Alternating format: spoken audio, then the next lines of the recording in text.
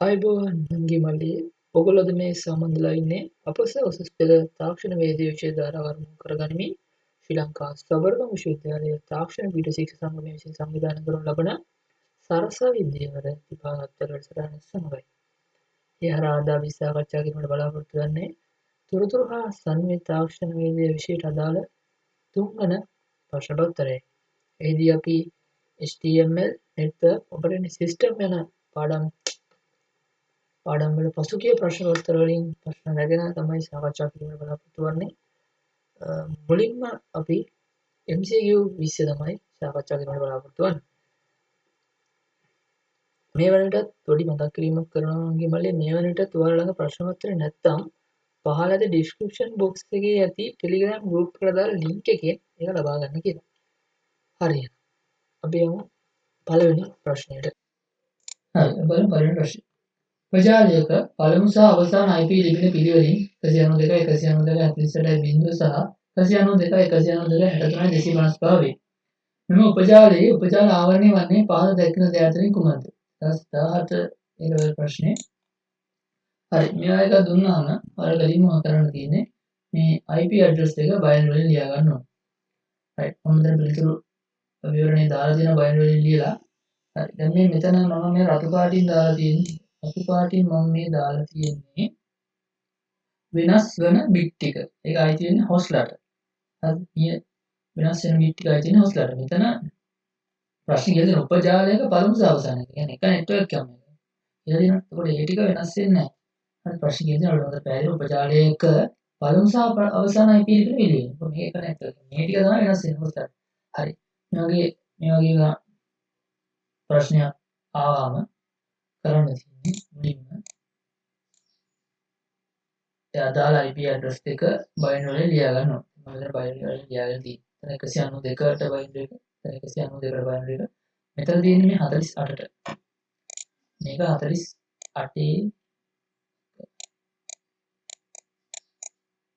right. මෙතන බිංදුවමයි. මෙතන 192 මෙතන 192 වෙනස් වෙන්නේ නැති එක. මේක ඉඳලා 63 එක. 63 බයිනරි එකේ මෙතන 0.5 පරිමාණය right.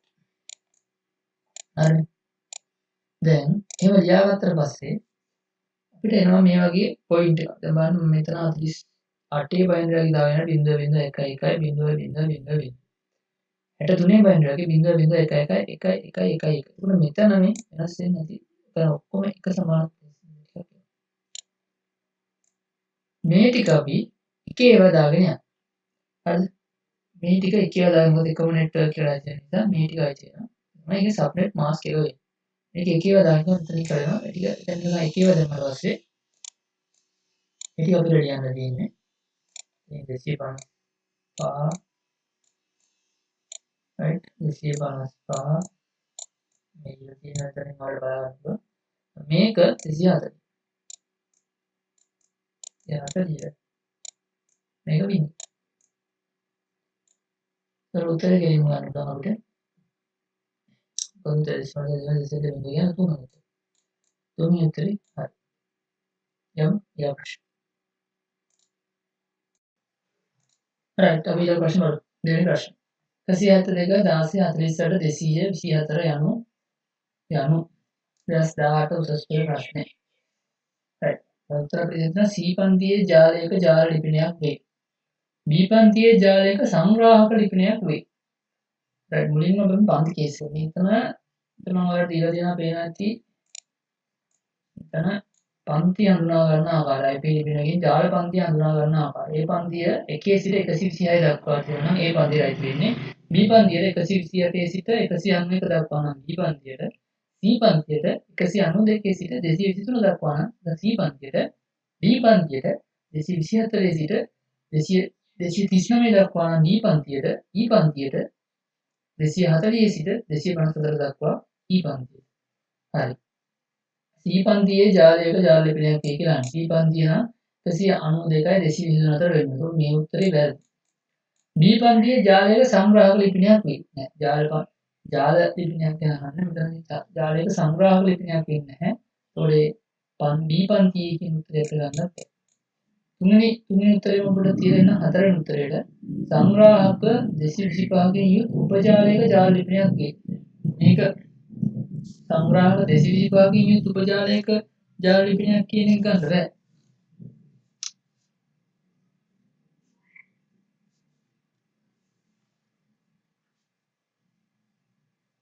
මොකද සංග්‍රාහක 225කින් යුත් උපජාලයක ජාල ලිපිනයක් කියන්නේ දෙකේ 8 වෙනි බලයේ ඍණ 2 තමයි මෙතන. එතකොට 254ක් යනවා. ඒතකොට මේ උත්තරේ වැරදි. ජාලයක පිටු 8කින් යුත් සංග්‍රාහක ලිපිනයක් කියන්න බෑ. ජාලයක පිටු 24ක් තියෙනවා. එතකොට අපිට මේ තුන්වෙනි උත්තරේ ඉතුරු වෙනවා. තුන්වෙනි උත්තරේ ඉතුරු වෙන උපජාලයක ජාල ලිපිනයක් වේ. මේක මෙහෙමයි වෙන්නේ. එතන මම පල්ලෙහාන් වලට දීලා තියෙනවා පොඩි හේතුවක් තියෙනවා. type එක, host type එක, broadcast type. බිඳුවේ ඉඳන් 225 අතර තියෙනවා නම් ඒක host type එකක් වෙන්නේ. right? බිඳුවේ ඉඳන් 225 අතර තියෙනවා නම් ඒක host type එකක් වෙන්නේ. right? බිඳුව නම් network IP එක බිඳුවේ ඉඳන් 255 වෙනකන් නම් ඒ network IP එක 255 නම් ඒක broadcast IP එක. බිඳුව නම් අපිට ගන්න පුළුවන් network IP එක බිඳුවේ ඉඳන් 255ට නම් අපිට ගන්න පුළුවන් host IP එක.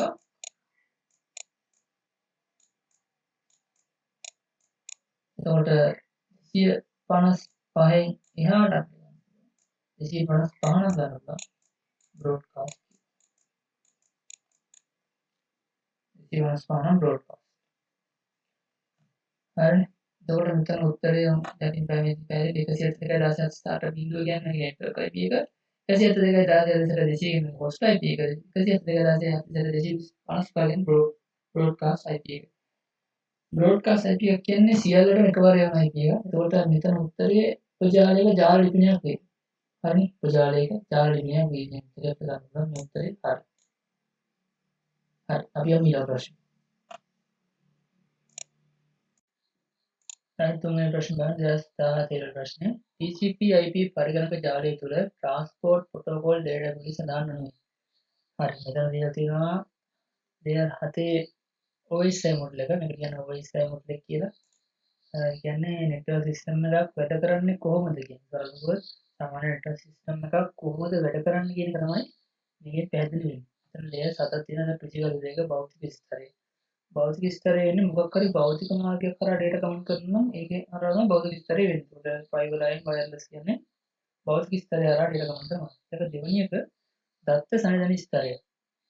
මේක network වලදී physical layer අතරේ transfer කරන්නේ කොහොමද කියන එක තමයි මේ දත්ත සංවේදනය කියන්නේ. physical layer හරහා දත්ත කොහොමද යවන්නේ කියන එක තමයි මේ දත්ත සංවේදන ස්තරයෙන් කරන කාර්යභාරය වෙන්නේ. එතකොට දෙවෙනි ස්තරය වෙන්නේ. ඒකට OSI model එකේ තුන්වෙනි ස්තරය තමයි ජාල ස්තරය.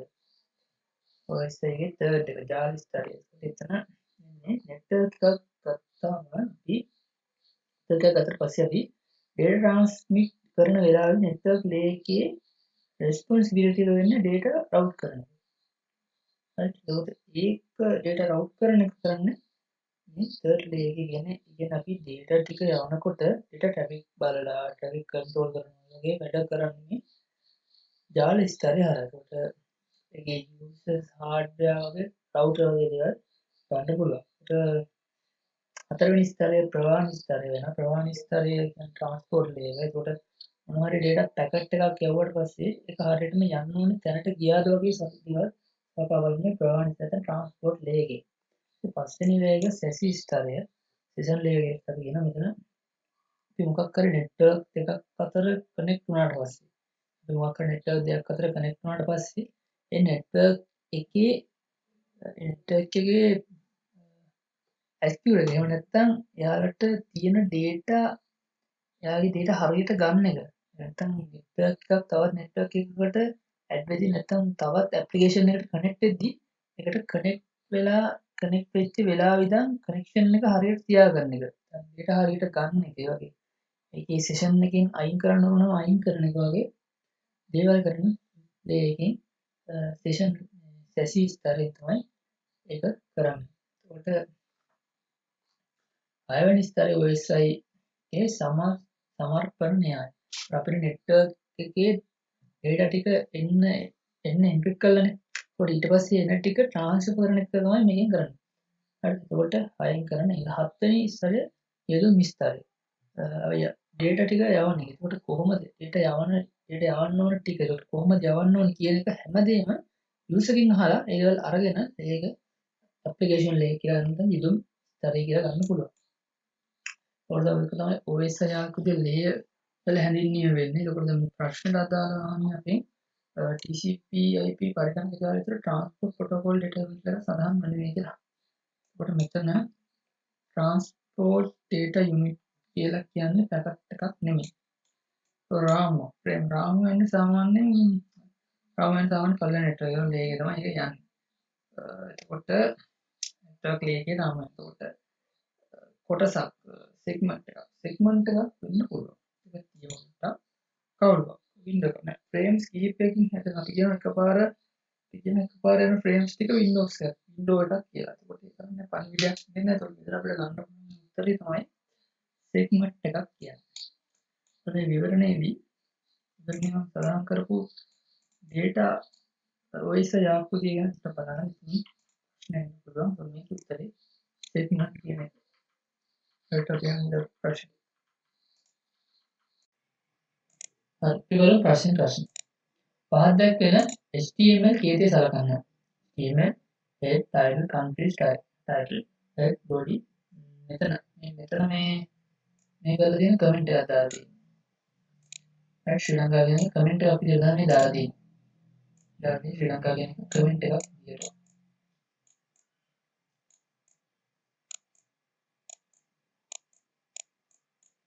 මේ කමෙන්ට් එක දාලා. ඉහළ කේතියේ විද්‍යුත් විදායක කිරීමෙන් ලැබෙන සංදර්ශනයේ නිවැරදි විස්තර දෙනවා. මේ කෝඩ් එක උනා ඩිස්ප්ලේ එක මොකද නේද? country පාඨය මාතෘකා තීරය. ටයිටල් එකේ country පාඨය ශ්‍රී ලංකා පාඨයේ ශීර්ෂක ලෙස දිස්වේ නැහැ. මෙතන මේ ප්‍රශ්නේ ඕල් ප්‍රශ්න. මොකද මේ ප්‍රශ්නේ බලන්න මෙතන අපිට හැම උත්තරයකම තියෙන country කියන. නමුත් මෙතන ටයිටල් එකේ තියෙන countries කියලා. මේ ප්‍රශ්නේ ඕල්. එන මොකටද උත්තර ප්‍රශ්නේ. ඒත් අපි බලගෙන යමු මේ උත්තරාට ශ්‍රී ලංකා පාඨයේ මාතෘකා තීරය හා country පාඨයේ ශීර්ෂක ලෙස දිස්වේ. නෑ ඒක ගන්න බෑ නේද? ශ්‍රී ලංකා පාඨයේ මෙතන කමෙන්ට් එකක් විතර දාලා තියෙන්නේ. ඉතින් ඒ උත්තරේ ගන්න බෑ. country පාඨයේ මාතෘකා තීරය දිස්සේ මේ තුන්වෙනි උත්තරේ countries කියලා වුණා හරි. country කියලා දෙන හින්දා අපිට ඒක ගන්න බෑ.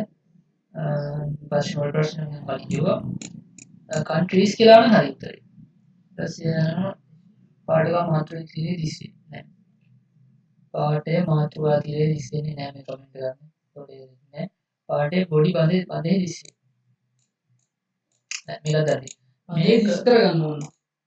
මේ තියෙන්නේ බඳේ දිස් කර ගන්න ආද පොඩි දොන අපිට මේ කමෙන්ට් එකක් විදිහට ලියලා තියෙන එක අයින් කරන්න. ඒකෝට තමයි මෙහා බඳේ බොඩි එකේ ශ්‍රී ලංකාවේ පාඨය දිස්සෙන්නේ. එහෙම තිබ්බට මෙදී වැරදි උත්තරේ ශ්‍රී ලංකා පාඨයේ බඳේ දිස්සෙන්නේ නැහැ. පස්වෙනි ප්‍රශ්නෙට හතරවෙනි ප්‍රශ්නේ පස්වෙනි උත්තරේට දාලා තමයි මේ HTML කෝඩ් එක දෙක අපි අරගෙන තියෙන්නේ.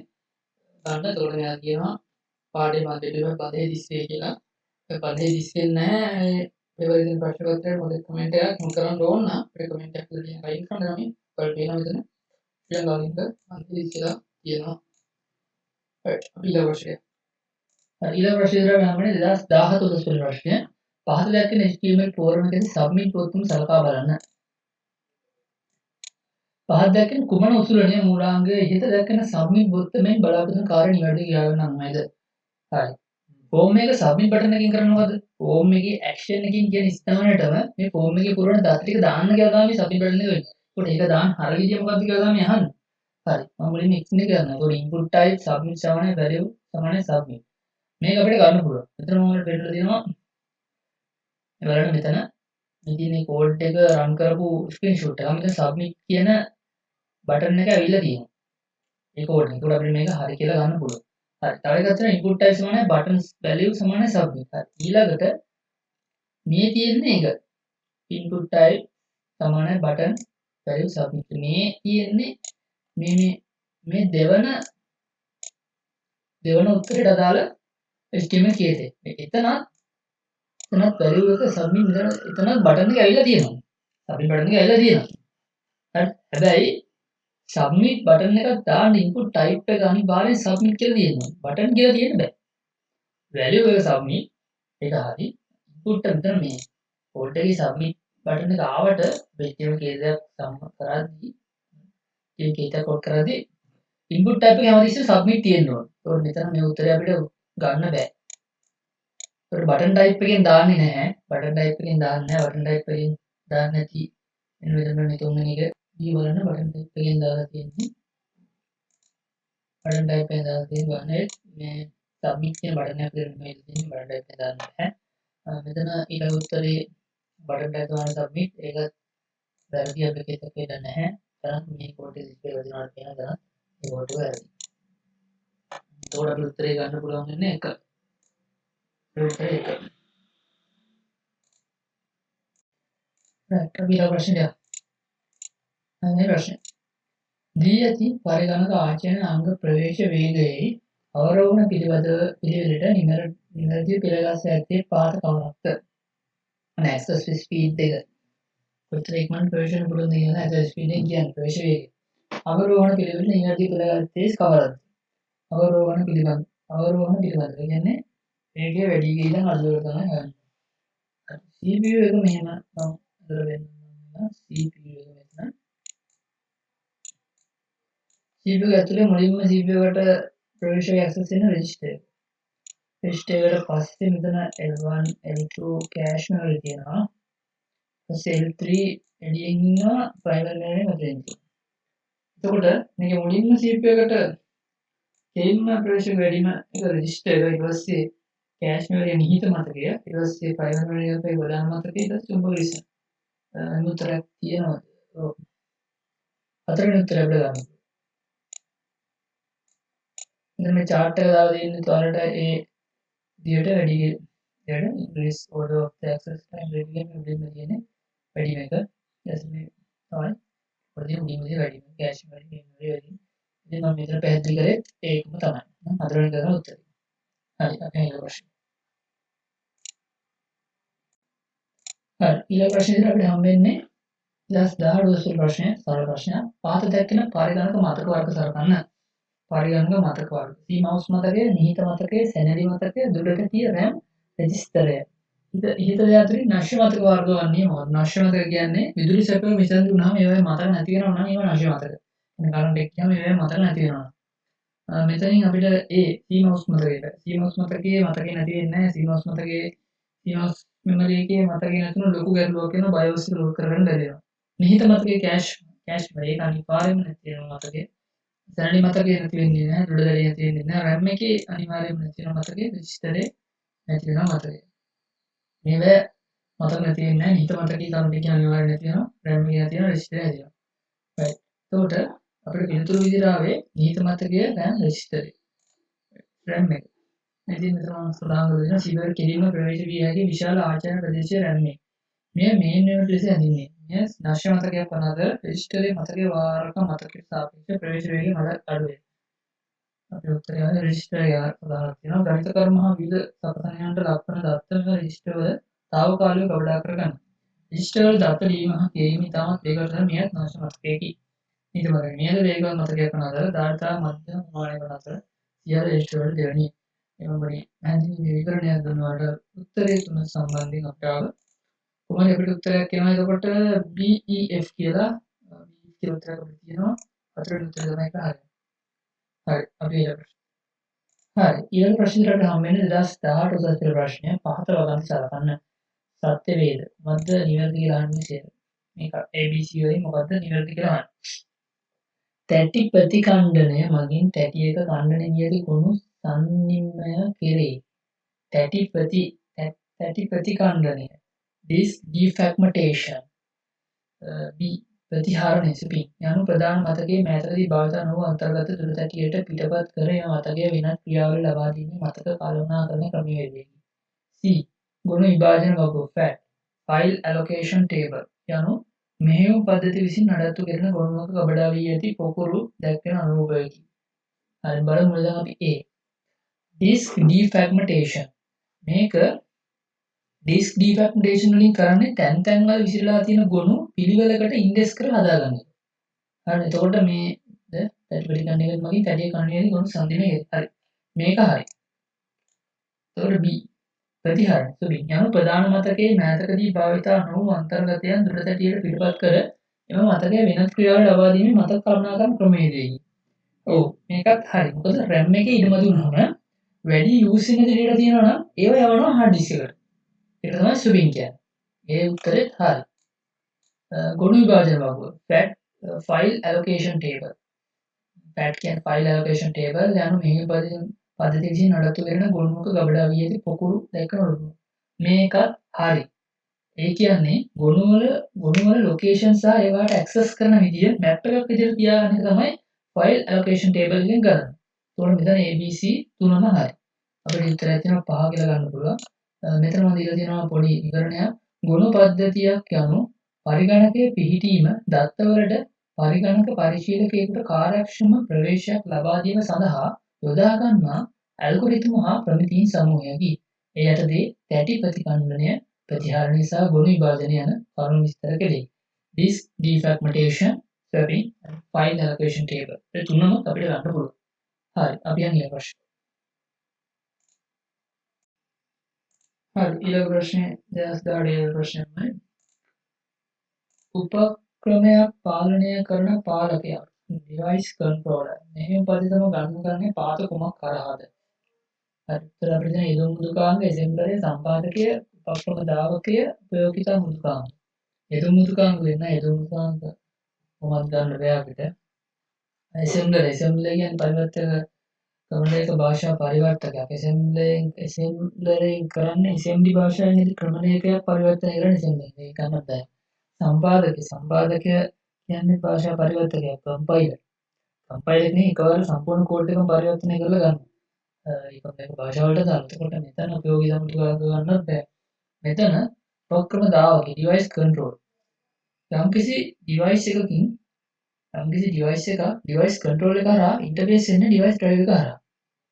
අනේක දෙනවනේ යම්කිසි device එකක් device control එක හරහා interface වෙන්නේ device drive එක හරහා. ඔයගොල්ලෝ දැකලා ඇති අලුතෙන් pen එකක් drive එකක් එහෙම නැත්නම් mouse keyboard එකක් plug කරලා ඉස්සෙල්ලාම device drivers install වෙනවා.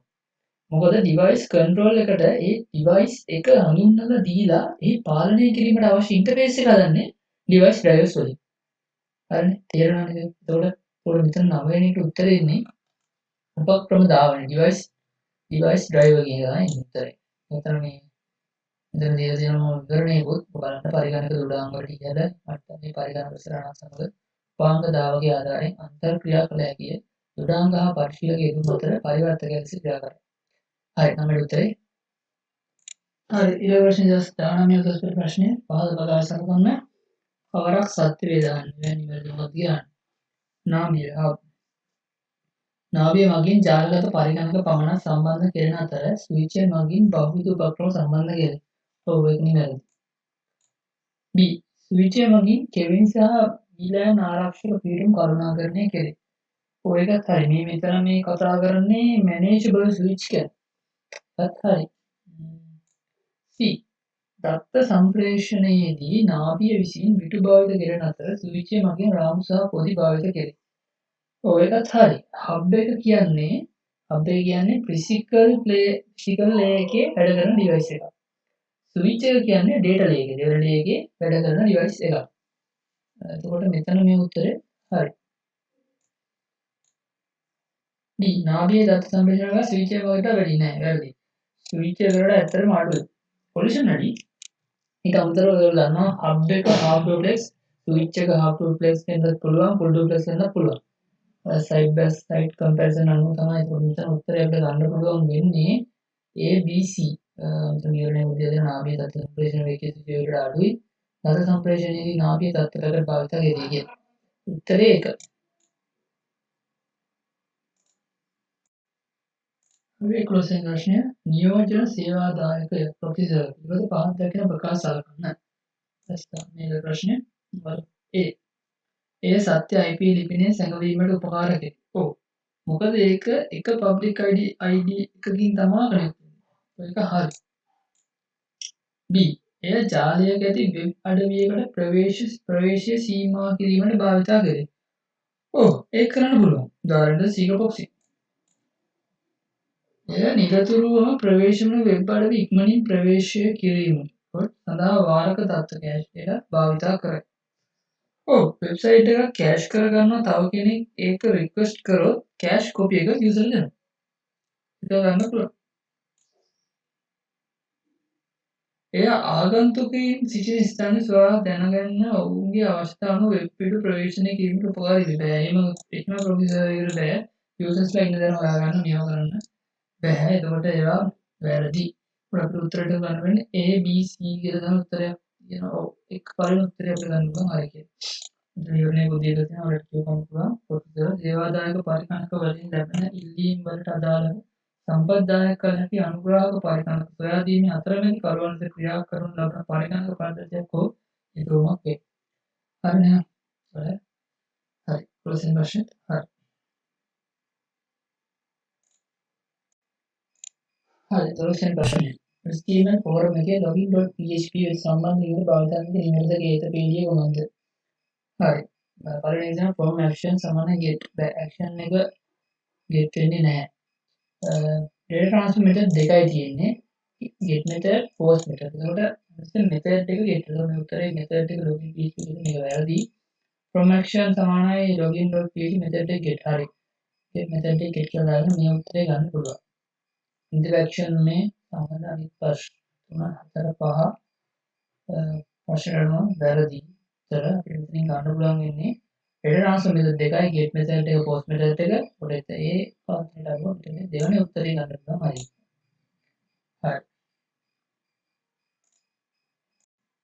right ඊළඟ ප්‍රශ්නේ. Departments of Examination යන පද සඳහා URL එක දීලා තියෙනවා. යන ඒකාකාරී සම්පත් නිශාගේ URL එකේ භාවිතයෙන් අධිසන්ධානයක් hyperlink එකමයි සඳහා පාවිච්චි කරන කුමන චෝකේද නියෝජ්‍ය වන්නේද? hyperlink එක ගන්න එක මේ Department of Examination ක්ලික් කරාම යන්න ඕනේ මේ URL එක දීලා තියෙන වෙබ්සයිට් එකට HTML ෆෝම් එකට යනවනේ hyperlink එකක් නිර්මාණය කරන කේත පිළිවෙල පළවෙනි කොහොමද HREF තියෙනවා සමානයි Department of Examination හරි මේක වැරදි මෙතන hyperlink එක විදිහට දාලා තියෙන Department Examination. ඒකෝට මේක ක්ලික් කරන් දෙන්නේ www.html ෆෝර්මේ අපිට දීලා hyperlink එක තමයි ක්ලික් කරන්නේ. ක්ලික් කරලා යන්නේ මෙතෙන්ට. මේක තමයි ක්ලික් කරන ඩිස්ප්ලේ වෙන්නේ. ක්ලික් කරලා යන්නේ මෙතෙන්ට. ඒකට මෙතන ආයෙ දෙනවා HRF හරි මේක දෙවෙනි උත්තරය අපිට බලන්න පුළුවන් හරි උත්තර විදිහට. මෙතන hyperlink එක link කරලා තියෙන ලස්සනටම Department of Examination ගන්න තියෙන ඩිස්ප්ලේ මේක ක්ලික් කරලා මේකට යන්නේ. HRF මෙතන වැරදි ඉඳලා ALT ටැග් දාලා තියෙන නිසා වැරදි. මේකත් වැරදි. මේක දැනට හරි. SRC ටැග් එක. HRF එකේ SRC එකේ වෙනස දැනගන්න ඕනේ. SRC කියන්නේ source එක SRC link එක use කරන්නේ අපි image එකක් වගේ embed කරලා image එකේ දෙන්න ඕනේ image එක දෙන්න ඕනේ වෙලාව තමයි මේ SRC tag එකෙන් කරන්නේ. එතකොට hyperlink එක HREF එකෙන් කරන්නේ ක්ලික් කරන්න පුළුවන් URL link එක දාන්න අවශ්‍ය නම් තමයි අපි HREF එක use කරන්නේ. මෙතන මේ දෙකම වැරදි. අපි ගන්න මේ දෙකම වැරදි. HRC tag එක දාලා තියෙනවා. right මෙතන මම දැන් පෙන්නලා තියෙනවා මෙන්න බලන්න මේ දෙවන උත්තරය හරි කියලා උත්තරයට දාලා email code එක එන ලස්සන Department Information කියලා මේ ක්ලික් කරාම යන්නේ මේ URL එක ඇතුළට. ඒකට මේ දෙවන එක බලන්න දෙවෙනි එක විදිහට ඩිස්ප්ලේ වෙලා තියෙන්නේ URL එකේ ක්ලික් කරාම යන්නේ Department Examination කියන hyperlink එක නිසා. Department Examination කියන එකට අපි hyperlink එකක් සෙල්ලන්නේ නැති නිසා මේක වැරදි. ඒකට මෙතන කිසිම ඩිස්ප්ලේ ගන්න නැහැ. අපි වෙනම SRC tag නිසා වැරදි. වැරදි. මේක අපිට ගන්න පුළුවන්. දෙවෙනි උත්තරේ තමයි ඒකේ හරි උත්තරේ එන්නේ. මේ ප්‍රශ්න දෙක. හරි බලමු ඊළඟ ප්‍රශ්නේ. පාත කවරක් මෙහෙයුම් පද්ධතියේ ක්‍රියායන පාලක කාණ්ඩයේ process control blocks දී කපඩා වී ඇති තොරතුරක් නොවන්නේ. අහන්නේ නොවන්නේ ඒක. මේ ගබඩා වෙන දේ තමයි අහන්නේ. ඒකට නිදාස් ඇති කට්ටි. නිදාස් ඇති කට්ටි කපඩා වෙන්නේ නැහැ. ඔය උත්තරේ දැනට හරි. මෙතන නොවන්නේ කහ නිසා ක්‍රියායනේ සඳහා වන මතක කරුණාකරන තොරතුරු. ඔව් ඒක කපඩා වෙනවා. අපයන් ලෝ මෙමරි ප්‍රවුන්ඩි සිල්වර් තියාගන්න. මේ ප්‍රශ්නෙට අනුව මේ උත්තරේ වැරදි. නොවන්නේ එක නෑ. ක්‍රමලේඛ ගණකේ ප්‍රෝග්‍රෑම් කවුන්ටර්. ඔව්. ප්‍රෝග්‍රෑම් කවුන්ට් එක පාත් එක PCB. ඒත් වැරදි. ක්‍රියා හැඳුනුම්පත් අංකය තියෙනවා. ක්‍රියාවෙහි අවස්ථා ප්‍රොසෙස් ස්ටේට්. ඔව් ප්‍රොසෙස් ස්ටේට් එක ස්ටෝර් කරලා තියා ගන්නවා. ඊට අමතරව ප්‍රොසෙස් ID එක, ප්‍රොසෙස් program counter එක, අමතරව register information, schedule information, memory status information, counting information. එතකොට ඉන්න input output device වල state එක ස්ටෝර් කරලා තියා ගන්නවා. එතකොට මේක ගන්නත් බෑ. වන්නේ නැහනේ. පිළිතුරු මොකද විවරණය දීලා තියෙනවා ක්‍රියායනය හඳුනා ගැනීම අංකය හරි. ක්‍රියායනය මගේ බාහිර පුරවනවා හරි. රිජිස්ටර් අන්තර්ගතයන් ක්‍රියායනට අවශ්‍ය කරන ආදාන ප්‍රදාන පවර් නතර. මෙතන අපිට ගන්න පුළුවන් උත්තරේ ඒකවල මේ නිදාස් ඇති කට්ටි PCB එක ගොඩා ගන්න තියාගන්නේ නැහැ. කරන්නේ.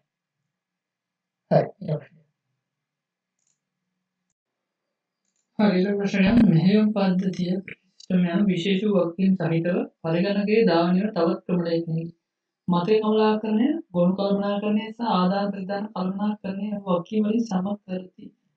මෙහෙයුම් පද්ධතිය තවත් වැදගත් වර්කීමක් වන්නේ කුමක්ද? OS එකකින් කරන ස්පෙෂල් වර්කීමක් ගැන තමයි මෙතන අහන්නේ. වර්කීම් එකක් අපිට දීලා දෙනවා. ස්පෙෂල් වර්කීමක් ගැන තමයි මෙතන අහන්නේ. සරල ප්‍රශ්න මේවා. දැක ගමන් අපිට හඳුනා ගන්න පුළුවන් උත්තරේ තියෙනවා මෙතන. පස්ත කරුණාකරණය, නීති මත කරුණාකරණය, සම්පාදක කරුණාකරණය, ක්‍රියායන කරුණාකරණය, පරිදි ස්කන්ධ කරුණාකරණය. මෙතන ගන්න පුළුවන් උත්තරේ තියෙන හතරවෙනි ක්‍රියාවලි කරුණාකරණය. ඉතින් මම පිළිතුරු විවරණය දාලා ක්‍රියාවලි කරුණාකරණය ගැන උඩ CPU එක තුල ක්‍රියාත්මක වන වැඩසටහන කොටස ක්‍රියාවලියක් ලෙස හඳුන්වන්නේ. CPU එකට හැකියාව ඇත්තේ එක් අවස්ථාවක එක් ක්‍රියාවලියක් පමණක් ක්‍රියාත්මක වීමටයි. එකවර ක්‍රියාවලිය දෙකක් හෝ කිහිපයක් ක්‍රියාත්මක වන අවස්ථාවේදී මෙම වැඩසටහන් වලට අවශ්‍ය කාලය විභජනය කොට කොටස් මාරුවීම් වල ක්‍රියාත්මක කරන මේ ක්‍රියාවලිය කරුණාකරණය අතිශය වැදගත් ක්‍රියාවලියක් තමයි ක්‍රියාවලි කරුණාකරණය කියන්නේ. මෙතන දැක ගමන් උත්තරේ ගන්න පුළුවන් අපිට හතර වෙනි උත්තරේ කියලා. හරි ඊළඟ ප්‍රශ්න 16 වෙනි ප්‍රශ්න. පරිශීලකයෙකු විසින් තනි සකසනයක් සහිත පරිගණකයක ආරම්භ කර ඇති ක්‍රියායන ප්‍රොසෙස් සංඛ්‍යාව වැඩි වන විට එක් ක්‍රියායනය එම පරිශීලකය වෙත ප්‍රතිචාර දැක්වීමේ කාලයට response time එක සහ මෙහෙයුම් පද්ධතියේ මත කල්පනා කරන අවශ්‍ය කාර්යවල පිළිවෙලින් කුමක් සිදු වේද? right. then process සංඛ්‍යාව වැඩි වෙන්න ඒ process ඒ program users ලට response කරන කාලය වැඩි වෙනවා. right. so ඕගොල්ලෝ දන්නවා ඕගොල්ලන් කම්පියුටර් වලත් වැඩි process ගණනක් වැඩි program ගණනක් එක සැරේ run කරනකොට ඒ වගේ response time එක ටික අඩු වෙනවා. හරි. ඒකට හේතුව තමයි process එකට සිද්ධ වෙනවා සමහර program swap කරලා page table එකට දාලා secondary storage එකේ දානවා. RAM එකේ තියාගන්න බැරි හින්දා මොකද active processes එකකට ඉඩ දෙන්න අවශ්‍ය නිසා. ඒතකොට delay එක user දන්න ගොඩක් වෙලාවට. හරි. එතකොට එක බලමු මොකද්ද එකේට තියෙන්නේ. ප්‍රතිචාර දැක්වීමේ කාලය සහ මත කල්පනා කරන ආශ්‍රිත කාර්යයන් දෙකම වැඩි වෙයි. ඔව් මොකද response time එක ගොඩක් වැඩි කාලය යන හන්දා. හරි response time ගොඩක් වැඩි කාලය යන හන්දා. එතකොට පළවෙනි එක ඇත්තටම ගන්න පුළුවන් උත් අපි බලමු. ප්‍රතිචාර දැක්වීමේ කාලය අඩු වෙන අතර මත කල්පනා කරන දෙකම වැඩි වෙයි. ඒක වැරදි. ප්‍රතිචාර දැක්වීමේ කාලය වැඩි වෙන අතර මත කල්පනා කරන ආශ්‍රිත කාර්යයන් අඩු වෙයි. ඒකත් වැරදි. ප්‍රතිචාර දැක්වීමේ කාලය මත කරනවා මේක සම්පූර්ණයෙන්ම වැරදි. මේ දෙකේම වෙනස තියෙනවා. ඒතකොට අපිට ගන්න පුළුවන් උත්තරේ එක තමයි ගන්න පුළුවන් උත්තරේ. right.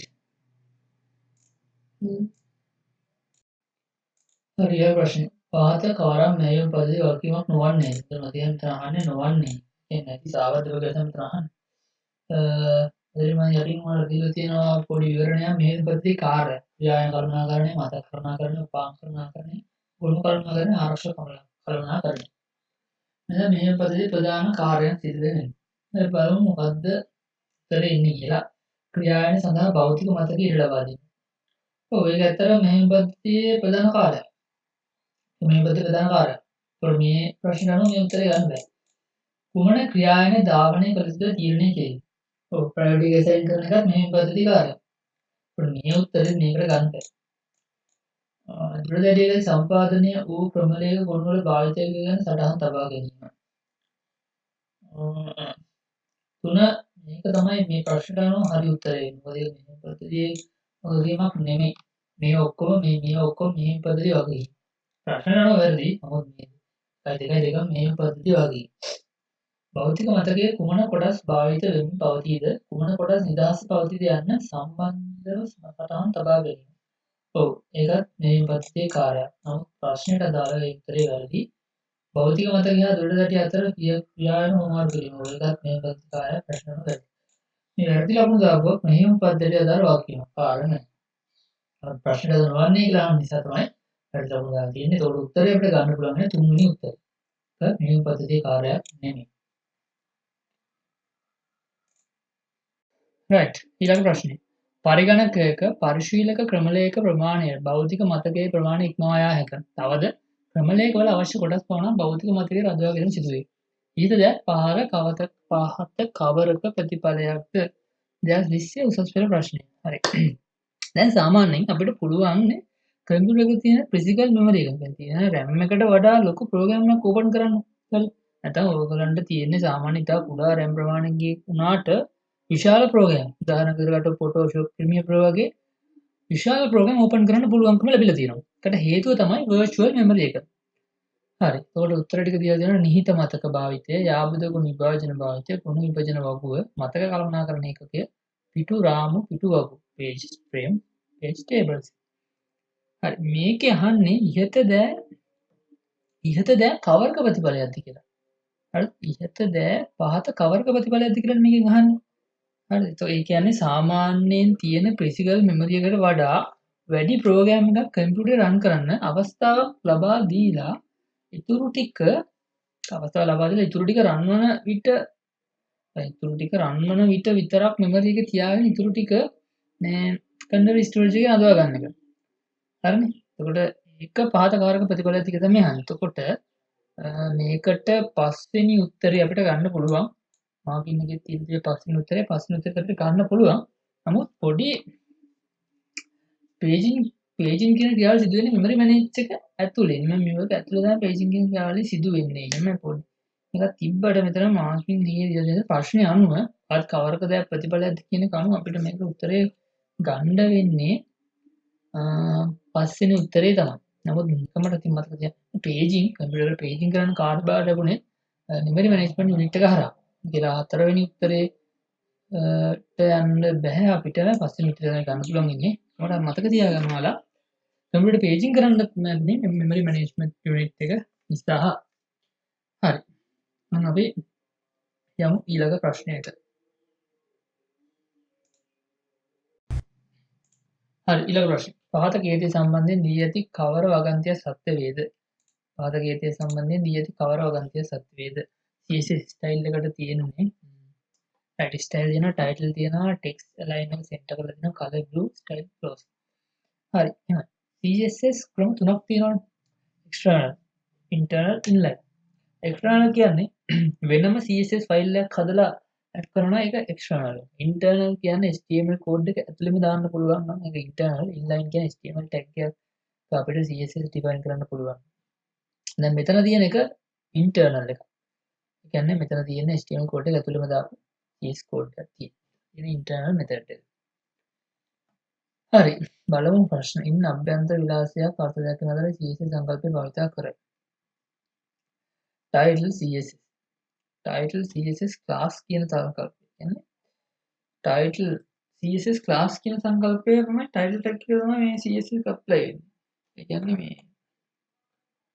මේ title කියන tag එකට තමයි කියන්නේ title කියන tag එක තමයි CSS class සංකල්පයට තමයි මේක CSS එක apply වෙන්නේ. හරි දැන් පැහැදිලි ගැටලුවක් නැහැ. හරි එතකොට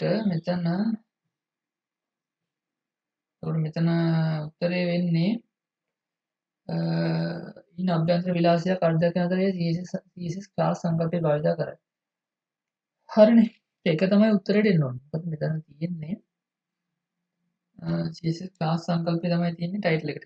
CSS title tag එක තමයි මේ CSS එක apply වෙන්නේ. class සංකල්ප තමයි විතර භාවිත කරන්නේ. එක තමයි අපිට ගන්න උත්තරේ හරි කියලා ඉන්න අපිට ළඟ සීසු සංකල්ප භාවිත කරද්දී ඉම්පීරිකල් විලාසය.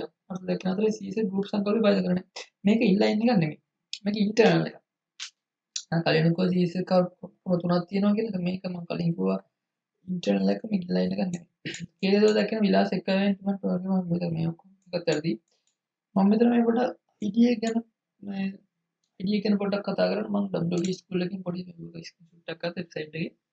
බලන්න මෙතන ID එක මෙතන ID එක ෆස්ට් නේම් එක my name is Earl කියලා දීලා තියෙනවා.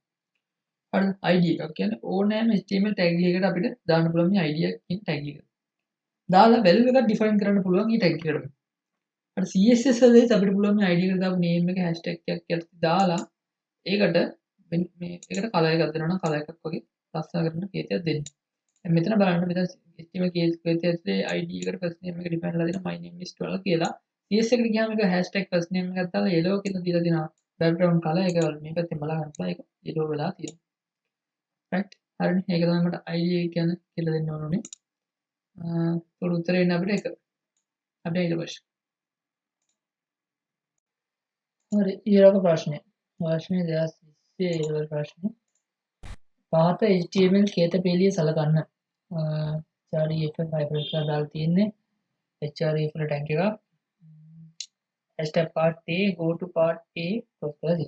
එතකොට කේතපේලියේ ප්‍රතිඵලයේ පහත කුමන පේලියෙන් විස්තර කෙරේද? අධිසන්ධාන ලෙස දැක්වෙන්නේ මේ සම්බන්ධ සම්බන්ධ විය හැකි දේ. right. අතර මේකේ වෙන්නේ අපිට පුළුවන් HTML වල එක ID section එකක් දාන්න. කියන්නේ එක ID section එකක් දාන්න පුළුවන්. දැන් hash pattern A කියලා ඊට පස්සේ මේකේ අධිසන්ධානය වෙන්නේ go to part A. හරි? hash part A කියලා ඊට පස්සේ මේකේ අධිසන්ධානය වෙන්නේ go to part A. හරිද? එතකොට මේකේ අධිසන්ධානය go to part A වෙන නිසා මෙතන අපිට 1 2 කෙලින්ම වැරදි කියලා ගන්න පුළුවන්. මේ තුනේ අපිට බලන්න වෙනවා. දැන් මෙතන මේක මෙතන ඇත්තට මේක මේ වෙන්නේ මේක ක්ලික් කරාම වෙන්නේ part A කියලා part A කියලා ID එකේ හැටියට දාපු කොටසට වෙබ් පේජ් එක යනවා. කියන්නේ ඒ වෙබ් පේජ් එක කියන්නේ දැන් මේක ක්ලික් කරාම go to part A කියලා ඒ වෙබ් පේජ් එකේම යනවා. ඒ වෙබ් පේජ් එකේ මෙන්න මේකට යනවා. මොකද ID tag එක දාන්න පුළුවන් ඒ වෙබ් පේජ් එකේම තියෙන එලිමන්ට් වල විතරයි. හරි බෑදෙන එතකොට මේ ක්ලික් කරාම යන්නේ ඒ වෙබ් පේජ් එකේම තියෙන part 1 කියන එකට. ඒක අසන්දානලිස දැක්වෙන්න ඕන go to a part 1 කියන එක මේ කියන්නේ ඒ වෙබ් පිටුවෙම වෙනත් මේකට. එතකොට මෙතන part 9 වෙබ් පිටුවකට පිවිසෙන්නේ නැහැ. එහෙනම් මෙතන 9 වෙබ් පිටුව විතර නම් මෙතන ID tag එකක් දාන්න බෑ. මෙතන URL link එකක් දාන්න ඕන. තවත් කොටසක් නෙමෙයි මේක ගන්න වෙන්නේ part A ID ලෙස නම් කර embed වෙන තවත් කොටසකට. ඒකට මේක හරි. පස්සේ උත්තරය තමයි හරි. ඒක රන් කරලා පෙන්නුව කෝඩ් එක දෙනවා මෙතන මේ බලන්න. එන්නේ ෆෝටෝ පාර්ට් එක කියලා. ශ්‍රී ලංකා සබරකම විශ්වවිද්‍යාලයේ තාක්ෂණ පීඨ ශිෂ්‍ය සංගමයේ විසින් ඔබ වෙත පිරිනමන සරසවි දීවර අධ්‍යාපනික අත්වල වැඩසටහනේ තොරතුරු හා සංනිවේදන තාක්ෂණයේ විෂයට අදාළ 3 වෙනි පේපර් එකේ ව්‍යුහගත රචනා කොටසට අපි ප්‍රශ්න දෙකක් ඇතුළත් කරලා තියෙනවා. එයින් පළමු ප්‍රශ්නය 2018 A level වලට ආපු බහුමාධ්‍ය තාක්ෂණයේ භාවිතයෙන් වෙබ් අඩවි නිර්මාණයට අදාළව අවු පළවෙනි ප්‍රශ්නේ. එතකොට දෙවන ප්‍රශ්නේ විදිහට අපි 2017 level වලට ආපු මෙහෙයුම් පද්ධති වලට අදාළ ප්‍රශ්නය අපි ඇතුළත් කරලා තියෙනවා. පළවෙනි ප්‍රශ්නේ විදිහට අපෙන් අහනවා CSS භාවිතා කිරීමෙන් ලැබෙන ප්‍රයෝජන දෙකක්. එතකොට මංගාව තියෙනවා වෙබ්සයිට් එකක්. එතකොට මෙතන ඕගලන්ට පේනවා HTML type එකේ වෙබ් page වෙනම තියෙනවා. CSS කොන වෙනම folder වල තියෙනවා. දැන් මේ වෙබ්සයිට් එකක් ගත්තම ඕගොල්ලෝ වෙබ්සයිට් එකට ගියාම වෙබ් පේජ් වලට ගියාම පළවෙනි වෙබ් පේජ් එකේ ලක්ෂණ මේ හැම එකේම තියෙනවා. එතකොට පසුබිම් වර්ණය, මාතෘකාවල සයිස් එක, මාතෘකාවල පාට, ඒ වගේ දේවල් ඕගලන්ට බලා ගන්න පුළුවන් එකම විදිහට හැම වෙබ් පිටුවකම හදලා තියෙනවා. දැන් ඒ වගේ හදනකොට අපිට CSS ප්‍රයෝජනවත් වන්නේ එක CSS ගොනුවක් මේ හැම වෙබ් පිටුවකම ලින්ක් කරලා ඒ ලක්ෂණ ලබා ගන්න පුළුවන්. ඇත්තට මේ ඒ ලක්ෂණ ටික ඒ රටා ටික ටයිප් කරන්නේ මේ CSS ගොනුවේ. දැන් අපිට හිතන්න පුළුවන් ප්‍රායෝගිකව මේ CSS වලින් ඇතිවෙන ප්‍රයෝජන CSS භාවිතා කිරීමෙන් ලැබෙන ප්‍රයෝජන මොනවාද කියලා.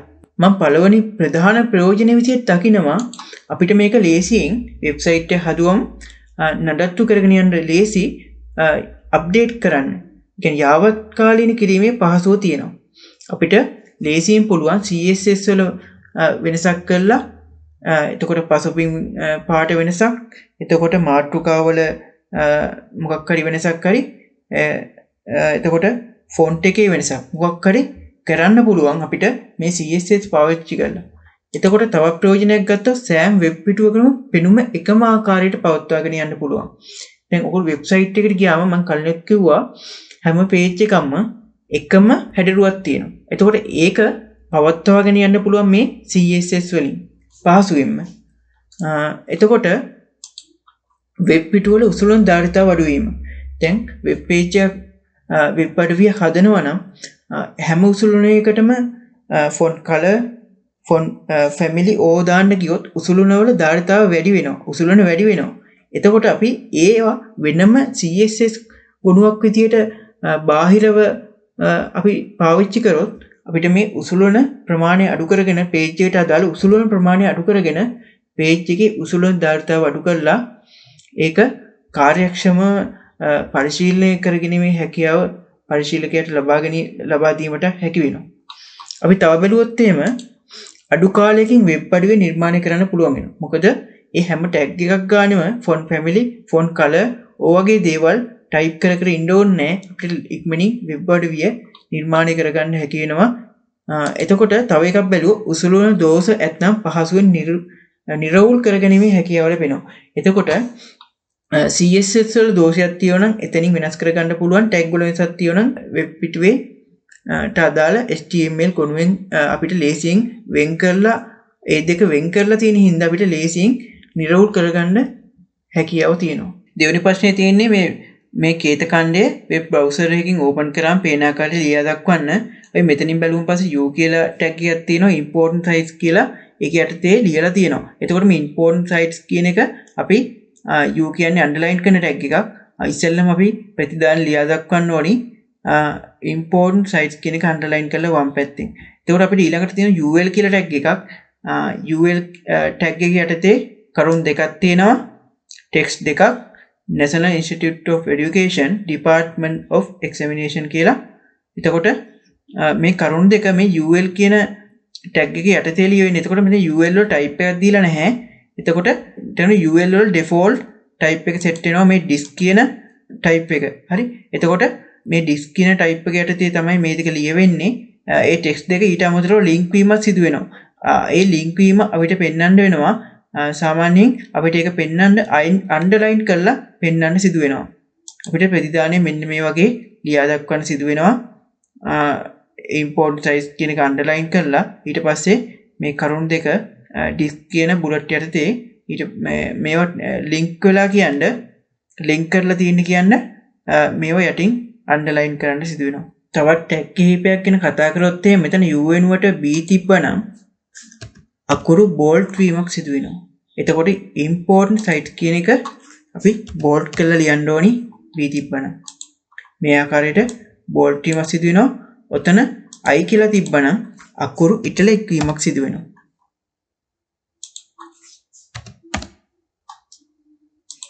මේ ආකාරයට අකුරු italic වීමක් සිදු වෙනවා.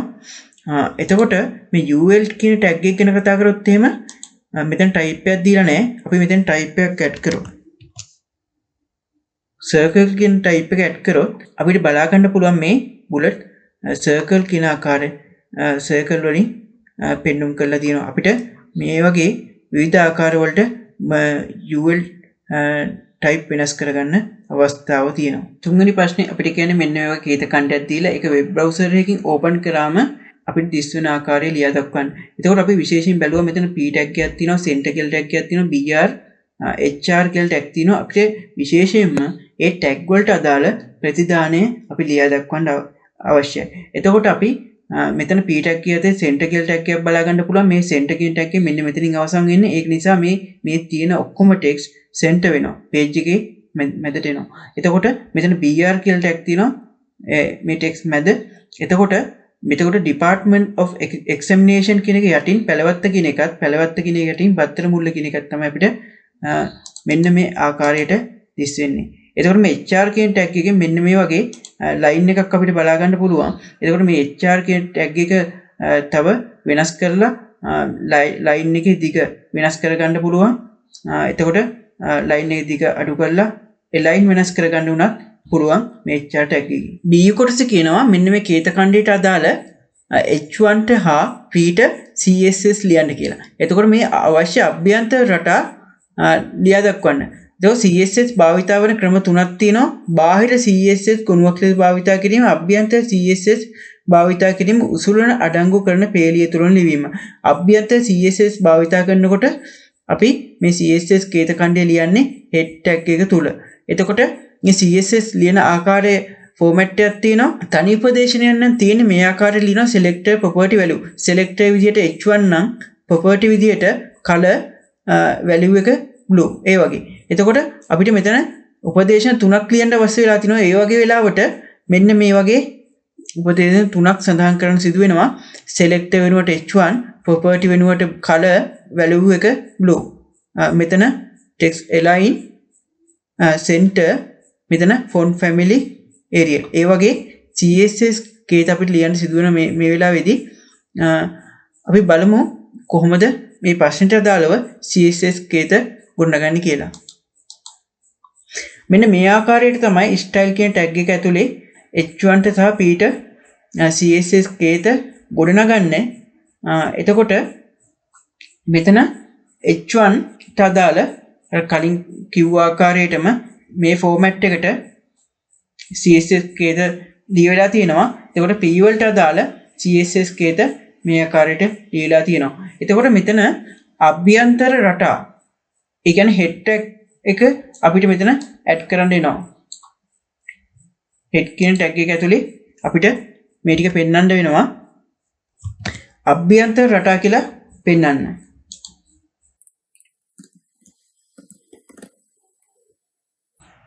මේ ආකාරයට තමයි මේ ප්‍රශ්නෙට අදාළ CSS කේත ටික ගොඩනගන්නේ.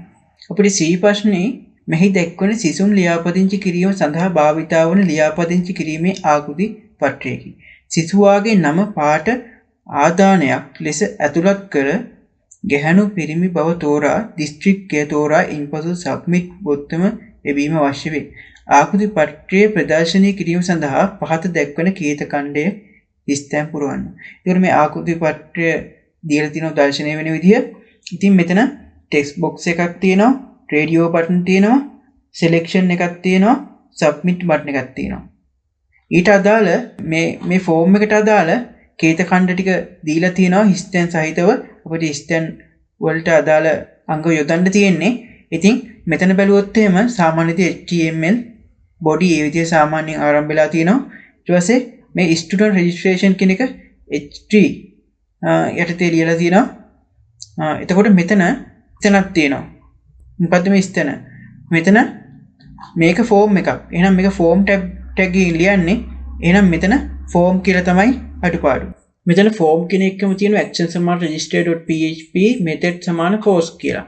ඇත්තටම මේකෙන් වෙන්නේ මෙන්න මේ submit කියන බටන් එක එපුවම් සේවාදායක සේවරය තුල ඇති register.php කියන කේත ඛණ්ඩයේ ක්‍රියාත්මක වීම කරන කේතේ තමයි මේ තියෙන්නේ.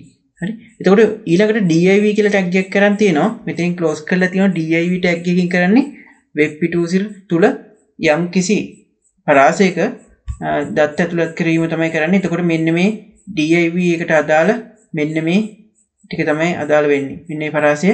එතකොට මේ පරාසය තුල background color එක උනත් මාරු කරන්න පුළුවන්. මුළු page එකේ මාරු කරන්න නැතුව ඒ වගේ දෙයක් div tag එකකින් කරන්න පුළුවන්. ඊට පස්සේ මේ div tag එකේදී student name. මෙතන student name. මෙතන තියෙන text එක ඊට පස්සේ තියෙන්නේ text box එකක්. මේ text box එක ලබා ගන්න නම් අපිට input type සමාන text කියලා ගන්න ඕනේ. input type සමාන text කියලා ගන්න ඕනේ. ඊට පස්සේ මෙතන සේවරය තුල හඳුනා ගන්න. මේ ඇතුළත් කරන தත්ත්වය මොකක්ද කියලා සේවරය තුල හඳුනා ගන්න ඇතුළත් කරන එකක් තමයි මේක. අපි මේක name කියලා ඇතුළත් කරනවා. මෙතන name සමාන යුගල උඩු කොමා ඇතුලේ මේ name කියලා තියෙනවා. එතකොට මෙතන type වෙන්නේ මේ text box එකේ type වෙන්නේ name එක. ඒ தත්ත්වය තමයි මෙතන ඒ name එක type වෙන තමයි මෙතන name කියලා තියෙන්නේ. ඊට පස්සේ තියෙනවා මෙතන br කියලා එකක්. එතකොට මෙන්න මේ text box එකෙන් පස්සේ මෙන්න radio button new line එකකින් මේකට යටින් තමයි දර්ශනය වෙන්නේ මේ br tag එකක් යොදා ගැනීමෙන්. ඊට පස්සේ br tag එක යොදලා div tag එක යොදලා තිනවා. ඒ div tag එක ඇතුලේ තමයි මේ button දෙක ලියලා තියෙන්නේ. මෙන්න මේ පරාසයේ තමයි මෙන්න මේ radio button දෙක යොදලා තියෙන්නේ. ඉතින් මේ මෙතන radio button දෙක ලබා ගැනීම නම් input type සමාන radio කියලා ගන්න ඕනේ. මෙතන එහෙමමයි input type සමාන radio කියලා ගන්න ඕනේ. input type සමාන radio කියලා ගන්න ඕනේ. එතකොටයි අපිට radio button එකක් නිර්මාණය කිරීමට හැකියාව ලැබෙන්නේ. ඊට පස්සේ මෙතන තියෙනවා G type කියලා. එතකොට මෙතන මෙන්න මේ දත්ත වර්ගයේ දත්ත වර්ගයේ G type save එක තුලදී අඳුර ගන්න තමයි මේක තියෙන්නේ. එතකොට මෙතෙන්ට දාන්න ඕනේ එහෙනම් name සමාන G type කියලා.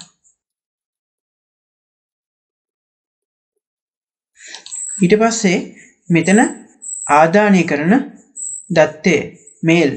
එතකොට මෙතන female. එතකොට මෙතෙන්ට අගේ ගුණය මේකට කියන්නේ අගේ ගුණය කියලා.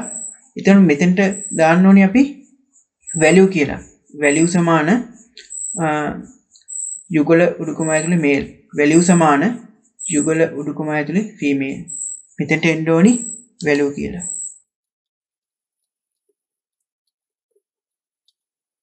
ඊට පස්සේ මෙතන div tag එක close වෙනවා. ඊළඟ මෙතන selection එකක් තියෙනවා. ඒකට යන්න කලින් br කියලා එකක් තියෙනවා. එතකොට මෙන්න මේ step එකක් පහළට කිරීම new line එකකට මේ selection එක දැමීම තමයි මේ br tag එකකින් වෙලා තියෙන්නේ. ඊට පස්සේ මෙතනින් අලුතෙන් div කියලා tag එක open වෙනවා. ඊට පස්සේ මෙන්න මේ selection එකට අදාළව උසුලන ටික තමයි අපිට සම්පූර්ණ කරන්න තියෙන්නේ. මෙතන තියෙන්නේ selection එකක්. දැන් selected district කියලා තියෙනවා. ඒක මේක තියෙන එකක්. normal test එකක්. ඊට පස්සේ මෙතන තියෙන්නේ selection එක. ඇත්තනම selection එකක් කියන්නේ select කියන tag එකකින්. එතකොට මෙතන පටන් ගන්න ඕනි select කියන tag එකකින්. select කියන tag එකෙන් පටන් ගන්න ඕනි. මෙතන අවසන් වෙන්න ඕනි select කියන එක close වෙන්න ඕනි යටින්. ඊට පස්සේ දැන් මෙතන හිස්තැනක් තියෙනවා. මෙතන මේ ඇතුළත් කරන අපි selection එකකින් ඇතුළත් කරන දත්තය සේවරය තුල හඳුනා ගන්න මෙතන city කියලා හඳුනා ගන්න. එතකොට මෙතන එහෙනම් මෙතනට name කියලා තමයි දාන්න ඕනේ. එතකොට මේ ඇතුළත් කරන දත්තය සේවරය තුල හඳුනා ගන්නවා city එක මේක කොළඹ ජෙෆ්නා මාතර කියලා. ඊට පස්සේ මෙතන option කියලා ස්ථානයක් තියෙනවා. ඊට පස්සේ මෙතනට යුගල උඩු කොමා තියෙනවා. ඇතුලේ කොළඹ කියලා තියෙනවා. ඊට පස්සේ ආයෙ ස්ථානයක් තියෙනවා. මෙතන ස්ථානේ යොදන ටෙක්ස්ට් එක තමයි මෙන්න මෙතන ඇතුළත් වෙන්නේ. මෙන්න මෙතන selection එකේ ඇතුළත් වෙන්නේ මෙන්න මෙතන යොදන ටෙක්ස්ට් එක. එහෙනම් මෙතන අපිට කොළඹ ජෙෆ්නා මාතර කියලා තමයි පෙන්වන්න ඕනේ. එහෙනම් මේ ස්ථාන තුනට කොළඹ ජෙෆ්නා මාතර කියලා පෙන්වන්න ඕනි. මෙන්න මේක තමයි සේවරය තුලට යන අපි මේක තෝරගත්තොත් සේවරය තුලට යන value එක තීරණය වෙන්නේ. එතකොට මෙතන එන value කියලා එන්න ඕනි. එතකොට මෙතන කොළඹ වෙනුවට වෙන දිස්ත්‍රික්කයක් වෙන නගරයක් තිබ්බනම් එතකොට රත්නපුර වගේ තිබ්බනම් අපි කොළඹ තෝරගත්තා සේවරය තුලට යන්නේ රත්නපුර කියලා. එතකොට මෙතන එන value කියලා තියෙන්න ඕනි. මෙතන මේ තුනේ value කියලා තියෙන්න ඕනි. මෙතන කොළඹ ජෙෆ්නා මාතර කියලා. මේ ආකාරයට මේ selection එක සම්පූර්ණ වෙනවා. ඊට පස්සේ මේ div tag එක close කරලා තිනවා. ඊට පස්සේ කලින් වගේ br tag එකක් යොදලා මේ selection එකට පහලින් මේ submit button එක යොදන්න කටයුතු කරලා තියෙනවා. දැන් මෙතන selection එකේ පහළට ආවට දැන් මේ select area එකට පහලින් තමයි submit button එක තියෙන්නේ. එතකොට මේ selection එක තෝරනකොට විතරයි මේ වෙනම box එක පහළට එන්නේ. එතකොට මේ BR එකකින් ඒක කරලා තියෙන්නේ පහළට අරන්. එතකොට මෙතන input type සමාන submit කියලා දාන්න ඕනි. අපිට බටන් එකට සමාන submit කියලා යොදන්න ඕනි. submit බටන් එක ක්‍රියාත්මක කිරීමට. ඊට පස්සේ saver එක තුල අඳුනා ගන්න name එක submit කියලා මේක දීලා තියෙනවා. ඊට පස්සේ name submit ඊට පස්සේ මෙතන අගය value එක submit කියලා. ඒකල තියෙනවා අපි එහෙනම් value සමාන submit කියලා දානවා. ඊට පස්සේ මෙතනින් tag එකක් close වෙලා තිනවා. ඒ උඩින් පටන් ගත්තු form tag. අපිට දෙවෙනි ප්‍රශ්නේ විදිහට ලැබෙන්නේ 2017 A level වලට ආපු මෙහෙයුම් පද්ධතිය හා සම්බන්ධ ව්‍යුහගත රචනා ප්‍රශ්නය. එතකොට මේ ප්‍රශ්නය අහන්නේ මෙහෙයුම් පද්ධතියක ධාවන තත්ත්වයේ පවතින ක්‍රියායනයක තත්ත්වය වෙනස් කරන සිදුවීම් මොනවාද කියලා. එතරම් මේ ක්‍රියායන තත්ත්ව අවස්ථාවේ රූපතරණ බැලුවොත් එහෙම මේ ධාවන තත්ත්වයේ තියෙන වැඩසටහන අවහිර කළ තත්ත්වයට පත් වෙන්න පුළුවන්. එතකොට බාහිර සාධක සම්පූර්ණ වෙන තෙක් අවහිර තත්ත්වයට පත් වෙනවා. ආයේ බාහිර තත්ත්ව සම්පූර්ණ වුණාම ආයේ රැඳී සිටීම සූදානම් තත්ත්වයට පත් වෙලා ආයේ ධාවන තත්ත්වයට පත් වෙනවා. එතකොට තව වෙන්න පුළුවන් නැවතු අවසන් කළ තත්ත්වය. මේ අවස්ථාව වෙන එකක් මේ ප්‍රධාන මතකයෙන් අයින් කළාම දානවා. ක්‍රියායනේ අවසන් වීම හෝ සම්පූර්ණයෙන් නවතා දැමීම තමයි මේ නැවතු අවසන් කළ තත්ත්වයට ලක්වන්නේ. එතකොට මෙතන තව කාලය ගත වීම කියලා එකක් තියෙනවා. එතකොට ධාවනය වෙන එකක් යම් නිශ්චිත කාලයකදී උන් නැති වුණාම time out කියලා ඒක රැඳී සිටීම සූදානම් තත්ත්වයට පත් වෙනවා. එතකොට ධාවන තත්ත්වයේ තියෙන ක්‍රියායනයක් තත්ත්වය වෙනස් කරන්න පුළුවන් සිදුවීම් 3 ඒව තමයි. එතකොට අවහිර කළ තත්ත්වය වෙන්න පුළුවන්, නැවතු අවසන් කළ තත්ත්වය වෙන්න පුළුවන්, කාලය ගත වීම වෙන්න පුළුවන්. B කොටස කියන්නේ සන්දර්භ සූචනය සිදුවන විට මෙහෙයුම් පද්ධතිය විසින් සිදු කරන ප්‍රධාන ක්‍රියාවන් පැහැදිලි කරන්න. එතකොට මේ මොකද්ද බලමු සන්දර්භ සූචනය කියන්නේ. සන්දර්භ සූචනය කියන්නේ බහු ක්‍රියායන මෙහෙයුම් පද්ධති වලදී සකසනය තුල ධාවනය වෙමින් පවත්නා ක්‍රියායනයක් తాවකාලිකව නවත්තා වෙනත් ක්‍රියායනයක් ධාවන තත්ත්වයට පත් කිරීම සිදු වෙනවා. ඊට පස්සේ මීට පෙර නැවතු ක්‍රියායනයක් නැවත වතාවක් නැවතු ස්ථානයේ සිට ධාවන තත්ත්වයට පත් කරලීම ක්‍රියාවලිය තමයි මේ සන්දර්භ සූචනය කියන්නේ. ඒ සිදුවීම සිදු වෙනකොට මෙහෙයුම් පද්ධතිය විසින් සිදු කරන ක්‍රියාවන් තමයි අහන්නේ.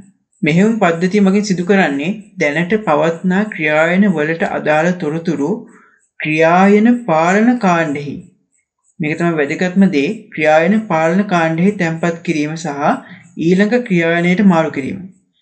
ඊට පස්සේ දෙවැනි ක්‍රියායනයට තත්ත්වයට අදාළ තොරතුරු ක්‍රියායන පාලන කාණ්ඩෙහි තැන්පත් කර පළමු ක්‍රියායනයට මාරු කිරීම තමයි මෙන්න මේ මෙහෙයුම් පද්ධතිය මගින් ඒ අවස්ථාවේදී සිදු කරන්නේ. C කොටසේ තියෙන්නේ පරිගණකයක් බලගැන්වීමේ ක්‍රියාවලියේදී සිදුවන්නේ කුමක්ද පැහැදිලි කරන්න කියලා. එතකොට මේ පරිගණකයක් බූටින් ක්‍රියාවලිය වෙන්නේ ඉස්සෙල්ලම අපි පරිගණකයට විදුලිය ලබා දෙන ස්විචයෙන් ක්‍රියාත්මක කරලා අපි විදුලිය ලබා දෙනවා. එතකොට බල සැපයුම් මේකකය. ඊට පස්සේ power supply unit එක විසින් වෝල්ටේජතාවය හා විදුලිය සැපයීම නිවැරදිව තියනවද කියලා පරීක්ෂා කරලා බලනවා. එහෙම පරීක්ෂා කරලා බලලා මව්පියුරුවේ ඇති කාල උද්දීපන චිපේ ක්ලොක් ජෙනරේටර් එකට සිග්නල් එකක් යවනවා. ඒතකොට කරන්ට් එකේ ප්‍රශ්නයක් නැත්නම් කාල උද්දීපන චිපේ සකසනයට ක්‍රියාත්මක වීමට අවස්ථාව ලබා දෙනවා. ඊට පස්සේ සකසනය ක්‍රියාත්මක වෙනවා. එතකොට ROM එක තුල ඇති basic input output system BIOS system නේ basic input output system වැඩසටහන ක්‍රියාත්මක කරනවා මේ සකසනය මගින්. එමගින් මූලික දුඩාංග නිවැරදිව ක්‍රියාත්මක වෙනවද කියලා පරීක්ෂා කරලා බලනවා. එහෙම ක්‍රියාත්මක වෙන්නේ නැත්නම් බීප් සංඥාවක් යොදලා පරිශීලකයාට දැනුම් දෙනවා. ප්‍රශ්නයක් නැත්නම් ඒ BIOS වැඩසටහන මගින් CMOS Complementary Metal Oxide Semiconductor මතකය තුළ ඇති උපදෙස් කියවීම සිදු කරනවා. ඊට පස්සේ දුඩාංගවල අවුලක් නැත්නම් CMOS වල ඇති මතකයේ ඇති උපදෙස් කියවීම සිදු කරනවා BIOS වැඩසටහන මගින්. එහි මූලික උපදෙස් කිහිපයක් අඩංගු කර තියෙනවා. එතකොට ඒ වැදගත්ම වෙන්නේ මෙහෙයුම් පද්ධතිය ලබා ගන්න කොහෙන්ද කියන එක තමයි ඒ වැදගත්ම උපදෙස් වෙන්නේ මෙහෙයුම් පද්ධතිය කොහෙන්ද ලබා ගන්න කියලා. ඊට පස්සේ ඒ අනුව මෙහෙයුම් පද්ධති මෘදුකාංගයේ ක්‍රියාත්මක කිරීම සඳහා BIOS වැඩසටහන මාස්ටර් බූට් රෙකෝඩ් එකට අවස්ථාව ලබා දෙනවා.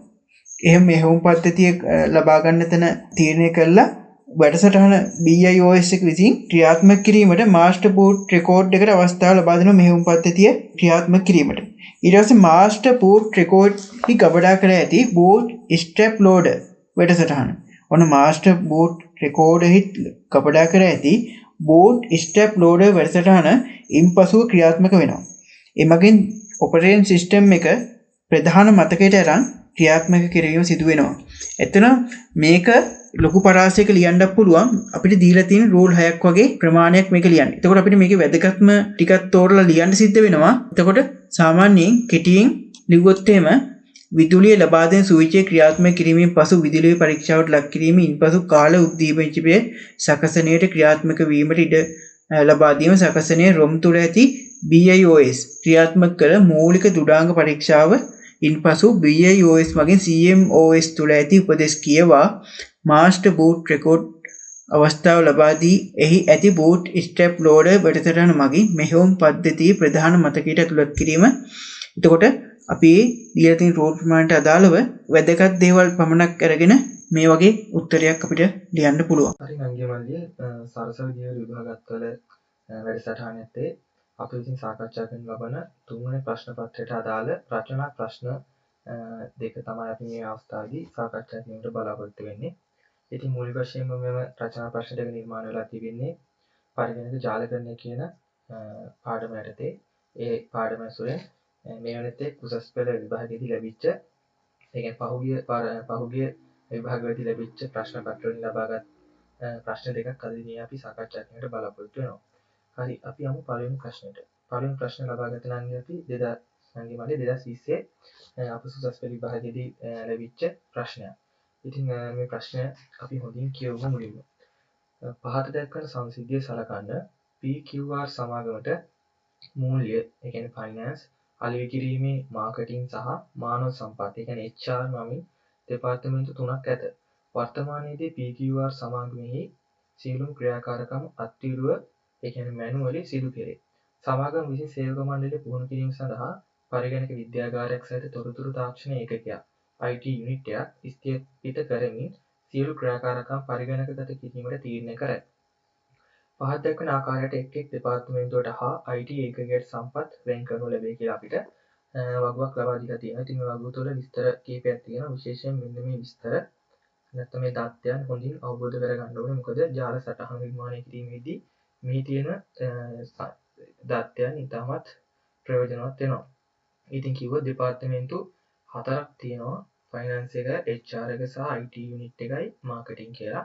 එතකොට ඒ අදාළ දෙපාර්තමේන්තුවට ලබා දෙන පරිගණක ප්‍රමාණය තියෙනවා. ෆයිනෑන්ස් එකට 28යි, HR එකට 40යි, IT යුනිට් එකට 50යි, මාකටිං එකට 35යි කියනවා. දැන් මුද්‍රක වර්ගත් භාවිත කරනවා. ෆයිනෑන්ස් එකේදී ජාල මුද්‍රකයක් පාවිච්චි කරනවා.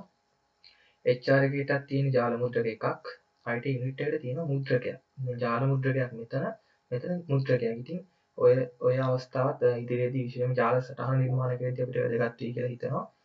දැනට සාමාන්‍ය පරිදි මතක තියාගන්න මෙතන තියෙන්නේ ජාල මුද්‍රකයක්, මෙතන තියෙන මුද්‍රකයක්. ඒ වගේ මාකටිං කියන ඩිපාර්ට්මන්ට් එකට දීලා තියෙන ජාල මුද්‍රකයක්. ඒතර තව එකක් කියනවා සම්පතක් විදිහට මෘදුකාංග සේවා දායකය. කියන්නේ සොෆ්ට්වෙයාර් සර්වර් එකක් මේ හැම දෙපාර්තමේන්තුවකටම ස්ථාපිත වෙනවලු. ෆයිනෑන්ස් එකට ගිණුම් කරන තොරතුරු පද්ධතියක් දෙනවලු. HR එකට මානව සම්පත් තොරතුරු පද්ධතියක්, IT යුනිට් එකට ඉගෙනුම් කළමනාකරන පද්ධතියක්, ඒ වගේම මාකටිං කියන එකට අලෙවි කරන තොරතුරු පද්ධතියක් දෙනවලු. එතකොට මේ ප්‍රශ්නේ තව ඉතුරු කොටසක් තියෙනවා. අපි මේ කොටසත් කියවමු මේ විදිහටම. සමාගම පහත දැක්වෙන දෑ යෝජනා කරනවලු.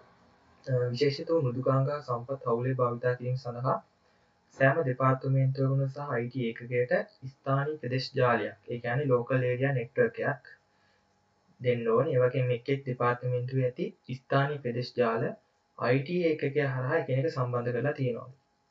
ඉතින් IT ඒකකය හා සම්බන්ධ කිරීම කියන දේ මෙන්න මෙතන විශේෂයෙන්ම මතක තියාගන්න ඕනේ. IT ඒකකය හරහා එකිනෙක සම්බන්ධ කිරීමක් සිදු වෙලා තියෙනවා.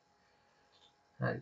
ඒ වගේම තව එකක් කියනවා වසන්නාම පද්ධතිය. කියන්නේ DNS හා proxy සේවාදායක උපකාරයෙන් සියලුම පරිගණක සඳහා කාර්යක්ෂම අන්තර්ජාල සම්බන්ධතාවක් ලබා දීම සිදු කරනවා. ඒ වගේම අන්තර්ජාල සේවා සැපයුම්කරුවෙකු ISP විසින් IT ඒකකය වෙත අන්තර්ජාල සම්බන්ධතාව ලබා දීම සිදු කරනවා.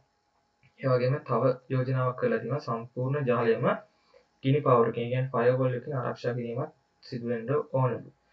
ඉතින් මේ පළවෙනි ප්‍රශ්නේ අදාළ ඒ කොටසෙන් අපින් අහනවා ඊට සියලුම අවශ්‍යතා සපුරාලීම සඳහා කුමන ජාල ස්පාරකයක්, ඒ කියන්නේ නෙට්වර්ක් ටොපොලොජි එකක් වඩාත් සුදුසු වන්නේද? ඔබේ පිළිතුරු සාධාරණ කිරීමට එක් හේතුවක් දෙන්න කියලා කියනවා.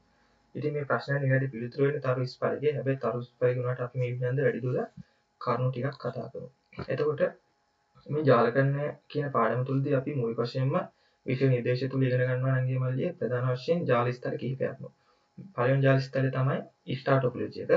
ඒ වගේම රින් ටොපොලොජි එක, බස් ටොපොලොජි එක, මෙෂ් ටොපොලොජි එක, ට්‍රී ටොපොලොජි එක සහ ලයින් ටොපොලොජි කියලා ටොපොලොජි කිහිපයක්. කියන්නේ ස්තරක කිහිපයක් අපිට උගන්වනවා. ඉතින් අපිට මේ ප්‍රශ්නේදී කියන්නේ මෙන්න මේ අපි දැන් කතා කරපු විස්පාලක වලින් මේ කියන නෙට්වර්ක් සිස්ටම් එකට අදාළ නැත්නම් වඩාත්ම සුදුසු ටොපොලොජි මොකක්ද කියලා තමයි අපි අහන්නේ. ඉතින් රින් ටොපොලොජි කියන්නේ මුද්දක හැඩයට පරිගණක එක් කරලා නිර්මාණය කරන මේ නෙට්වර්කින් සිස්ටම් එකකට. බස් එක කියන්නේ අර බස් එකක් ආකාරයට මධ්‍යගත රැහැක් භාවිත කරලා නිර්මාණය කරන ජාලකරණ පද්ධති. ඒතකොට මෙෂ් එක කියන්නේ දැල් ආකාරයට කියනවා. ට්‍රී එක කියන්නේ ගසක අතු බෙදී යන ආකාරය. ලයින් එක කියන්නේ එක් තීරුවක් ලෙස නිර්මාණය කරන ජාලකරණ පද්ධතියකට. ඉතින් මේ ප්‍රශ්නය ගැන කතා කරලා ප්‍රශ්නේ මෙන්න මේ විතර මම හයිලයිට් කරලා නැගිලමට පේනවා නම් ප්‍රශ්න හොඳට කියවන්න ඕනේ. මුලින්ම මේ දේ මුලින්ම කියන්න ඕනේ. ප්‍රශ්නේ කියවද්දි තමයි මේ අදාළ කරුණු හොඳට ග්‍රහණය වෙන්නේ. කරුණු ග්‍රහණය වුණාට පස්සේ තමයි මෙවැනි ප්‍රශ්නයකට හොඳින් පිළිතුරු සපයන්න පුළුවන් වෙන්නේ. ඉතින් මෙතන කියන බාන ජාල IT ඒකකයේ හරහා එකිනෙක සම්බන්ධ කරනවා. එතකොට ජාල IT ඒකකයේ හරහා එකිනෙක සම්බන්ධ කරනවා කියන්නේ IT ඒකකයේ මධ්‍යගත වෙලා තමයි අනිත් දෙපාර්තමේන්තු ක්‍රියාත්මක වෙන්නේ. ඉතින් ඒ ආකාරයේ නෙට්වර්ක් සිස්ටම් එකක් හදන වඩා සුදුසු මොකක්ද කියලා මෙතන රූප සටහන් 6 හොඳටම දැන් පැහැදිලි. බලන්න මේ ස්ටාර් කියන එක ටික. ස්ටාර් කියන්නේ මැද එක් පරිගණකයක් තියෙනවා. එතකොට අනිත් පරිගණක ඒකට සම්බන්ධ වෙලා තමයි ජාල පද්ධතිය ගොඩනැගිලා තියෙන්නේ. ඉතින් IT එකකේ මධ්‍යගත වුණොත් අනිත් දෙපාර්තමේන්තු ඊට වටා නිර්මාණය වෙනවා නම් ඉතින් අපිට පහසුවෙන්ම අනාවරණය කරගන්න පුළුවන් මේකට ගැලපෙන පිළිතුරු වෙන්නේ ස්ටාර්ට් ඔබ්ජෙක්ට් කියලා තමයි. එතකොට ප්‍රශ්නේදී පිළිතුර ගන්නේ තරු ස්පාරකේ නැත්නම් ස්ටාර්ට් ඔබ්ජෙක්ට් වගේම තව අහනවා පිළිතුරු සාධාරණීකරණය කිරීමට එක් හේතුවක් දෙන්න කියලා. ඉතින් නම් මම මෙතන මම සාධාරණ කිරීමට හේතු තුනක් මෙදිලා තියෙනවා. මේන් කැමති නැත්නම් හොඳ පිළිතුරක් ලබා දීමෙන් ඒ නිවැරදි සම්පූර්ණ ලකුණු ලබා ගැනීම හැකියාව තියෙනවා. ඉතින් ඉහළ කාර්ය සාධනය මේ තරු ස්පාරකයක තියෙන විශේෂ වාසියක්. ඒ වගේම වේගය, ඒ වගේම පහසුවෙන් ගොඩනැගීමේ හැකියාව. ඉතින් මේත් එක්ක මම තව එකක් කියන්නම්. මේ තරු ස්පාරකයෙන් තියෙන අවාසියකුත් එහෙම බැරි විභාගෙදී අවාසියක් තමයි මධ්‍ය උපකරණ නැත්නම් අපි කියනවා හබ් එක හරි ස්විච් එක හරි ඒකට හානි වුණොත් මුළු ජාලයම අඩාල වෙනවා. ඉතින් මෙතන අපි හිතුවොත් හබ් එක හරි ස්විච් එක හරි තියෙනවාද මේ ස්විච් එක හානි වුණොත් සම්පූර්ණ පද්ධතියම ජාල ගන්න පද්ධතියෙන් බිඳ වැටීමක් සිදු වෙනවා. ඉතින් එය එක්තරා ආකාරයක අවාසියක්. මේ ප්‍රශ්නට අදාළ නැති වුණත් නංගිලා මල්ල මතකයේ තියාගන්න 2021 විභාගෙ වුණත් අහන්න හැකියාවක් තියෙනවා. ඉතින් ඒ කොටසට ප්‍රශ්නයට පිළිතුර තමයි මම මේ විදිහට මේ රතු පාටෙන් දක්වලා තියෙන්නේ. හරි. අපි යමු B කොටසට. B කොටසෙන් අපි අහනවා නංගි මල්ලි මෙව සමාගම සඳහා ජාල පරිපාලක වෙත 192 168 14 බිංදුව 24 යන IP ලිපින කාණ්ඩය ලැබී ඇත කියලා. ඉතින් මේ ලිපින කාණ්ඩයේ උපජාල 4ක් එක් එක් දෙපාර්තමේන්තුව ඒකකයේ සඳහා සෑදීම් මගින් නෝඩු සඳහා IP ලිපින වෙන් කිරීම සිදු කරනවා. ඉතින් මේ කොටසේ තියෙනවා බලන්න විශේෂයෙන් highlight යුතු කරුණු කිහිපයක්. එකක් තමයි උපජාල 4 කියන දේ. උපජාල 4 තියෙනවා. ඒ වගේම IP address එක තියෙනවා. හරි. ඒ වගේම ඒ දෙක තියෙනවා. ඊළඟ තව ප්‍රකාශයක් තියෙනවා පළවෙනි පහත් දක්වන අසම්පූර්ණ වගුවේ උපජාලකරණය පෙන්වා ඇත. මෙම වගු ආකෘති අනුගමනය කරමින් එක් එක් දෙපාර්තමේන්තුව හෝ ඒකකයේ සඳහා දී නොමැති, ඒ කියන්නේ හිස්ව ඇති IP ලිපින ලියා දක්වන්නලු උපජාලකරණය කරනු ලබන්නේ එක් දෙපාර්තමේන්තු හෝ ඒකකෙහි අනාගත ව්‍යාප්තිය සැලකීම බව උපකල්පනය කරන්න. ඉතින් අපින් B කොටසේ ප්‍රශ්නය අහන්නේ මෙන්න මේ ටේබල් එක ෆිල් කරලා දෙන්න කියලා තමයි කියන්නේ. මේ ටේබල් එකේ මෙන්න මේ ස්ටෑන්ඩ් ටික පිළිගොත් ඒ අදාළ ලකුණු අපිට ලැබෙනවා. ඉතින් ඔය ටේබල් එක නැත්තම් වගුව පුරවන්න කලින් අපි මේ ප්‍රශ්නෙට සමගාමීව සුළු කොටසක් සාකච්ඡා කරමු. ඉතින් නංගි මල්ලි අපි දැක්ක ප්‍රශ්නේ තියෙනවා IP ලිපිනයක්. මේ තියෙන IP ලිපින 192 168 14.0124. ඕකට තමයි නංගියා IP ලිපිනයක් කියලා කියන්නේ. ඉතින් ඔය IP ලිපිනේ මෙතන තියෙනවා ඇලයිරක් සහිතව 24 කියලා දක්වලා තියෙනවා. ඒක අපි කියනවා සයිඩ් අංකණය කියලා. ඉතින් මුලින් බලමු IP address එක මගින් අපිට මොනවද දැනගන්න පුළුවන් කියලා. මේ IP address එක තියෙනවා. කිසි සංඛ්‍යා ටිකක් තියෙනවා. ඒ වගේම ඇලයිරකින් සහ තව සංඛ්‍යාවක් තියෙනවා. ඉතින් මොකක්ද මේ IP address එකෙන් වෙන්නේ? ඉතින් මේ IP address එක දුන්නාම මේ IP address එක තුල ගැප් වෙලා තියෙන විශාල කරුණු ප්‍රමාණයක්.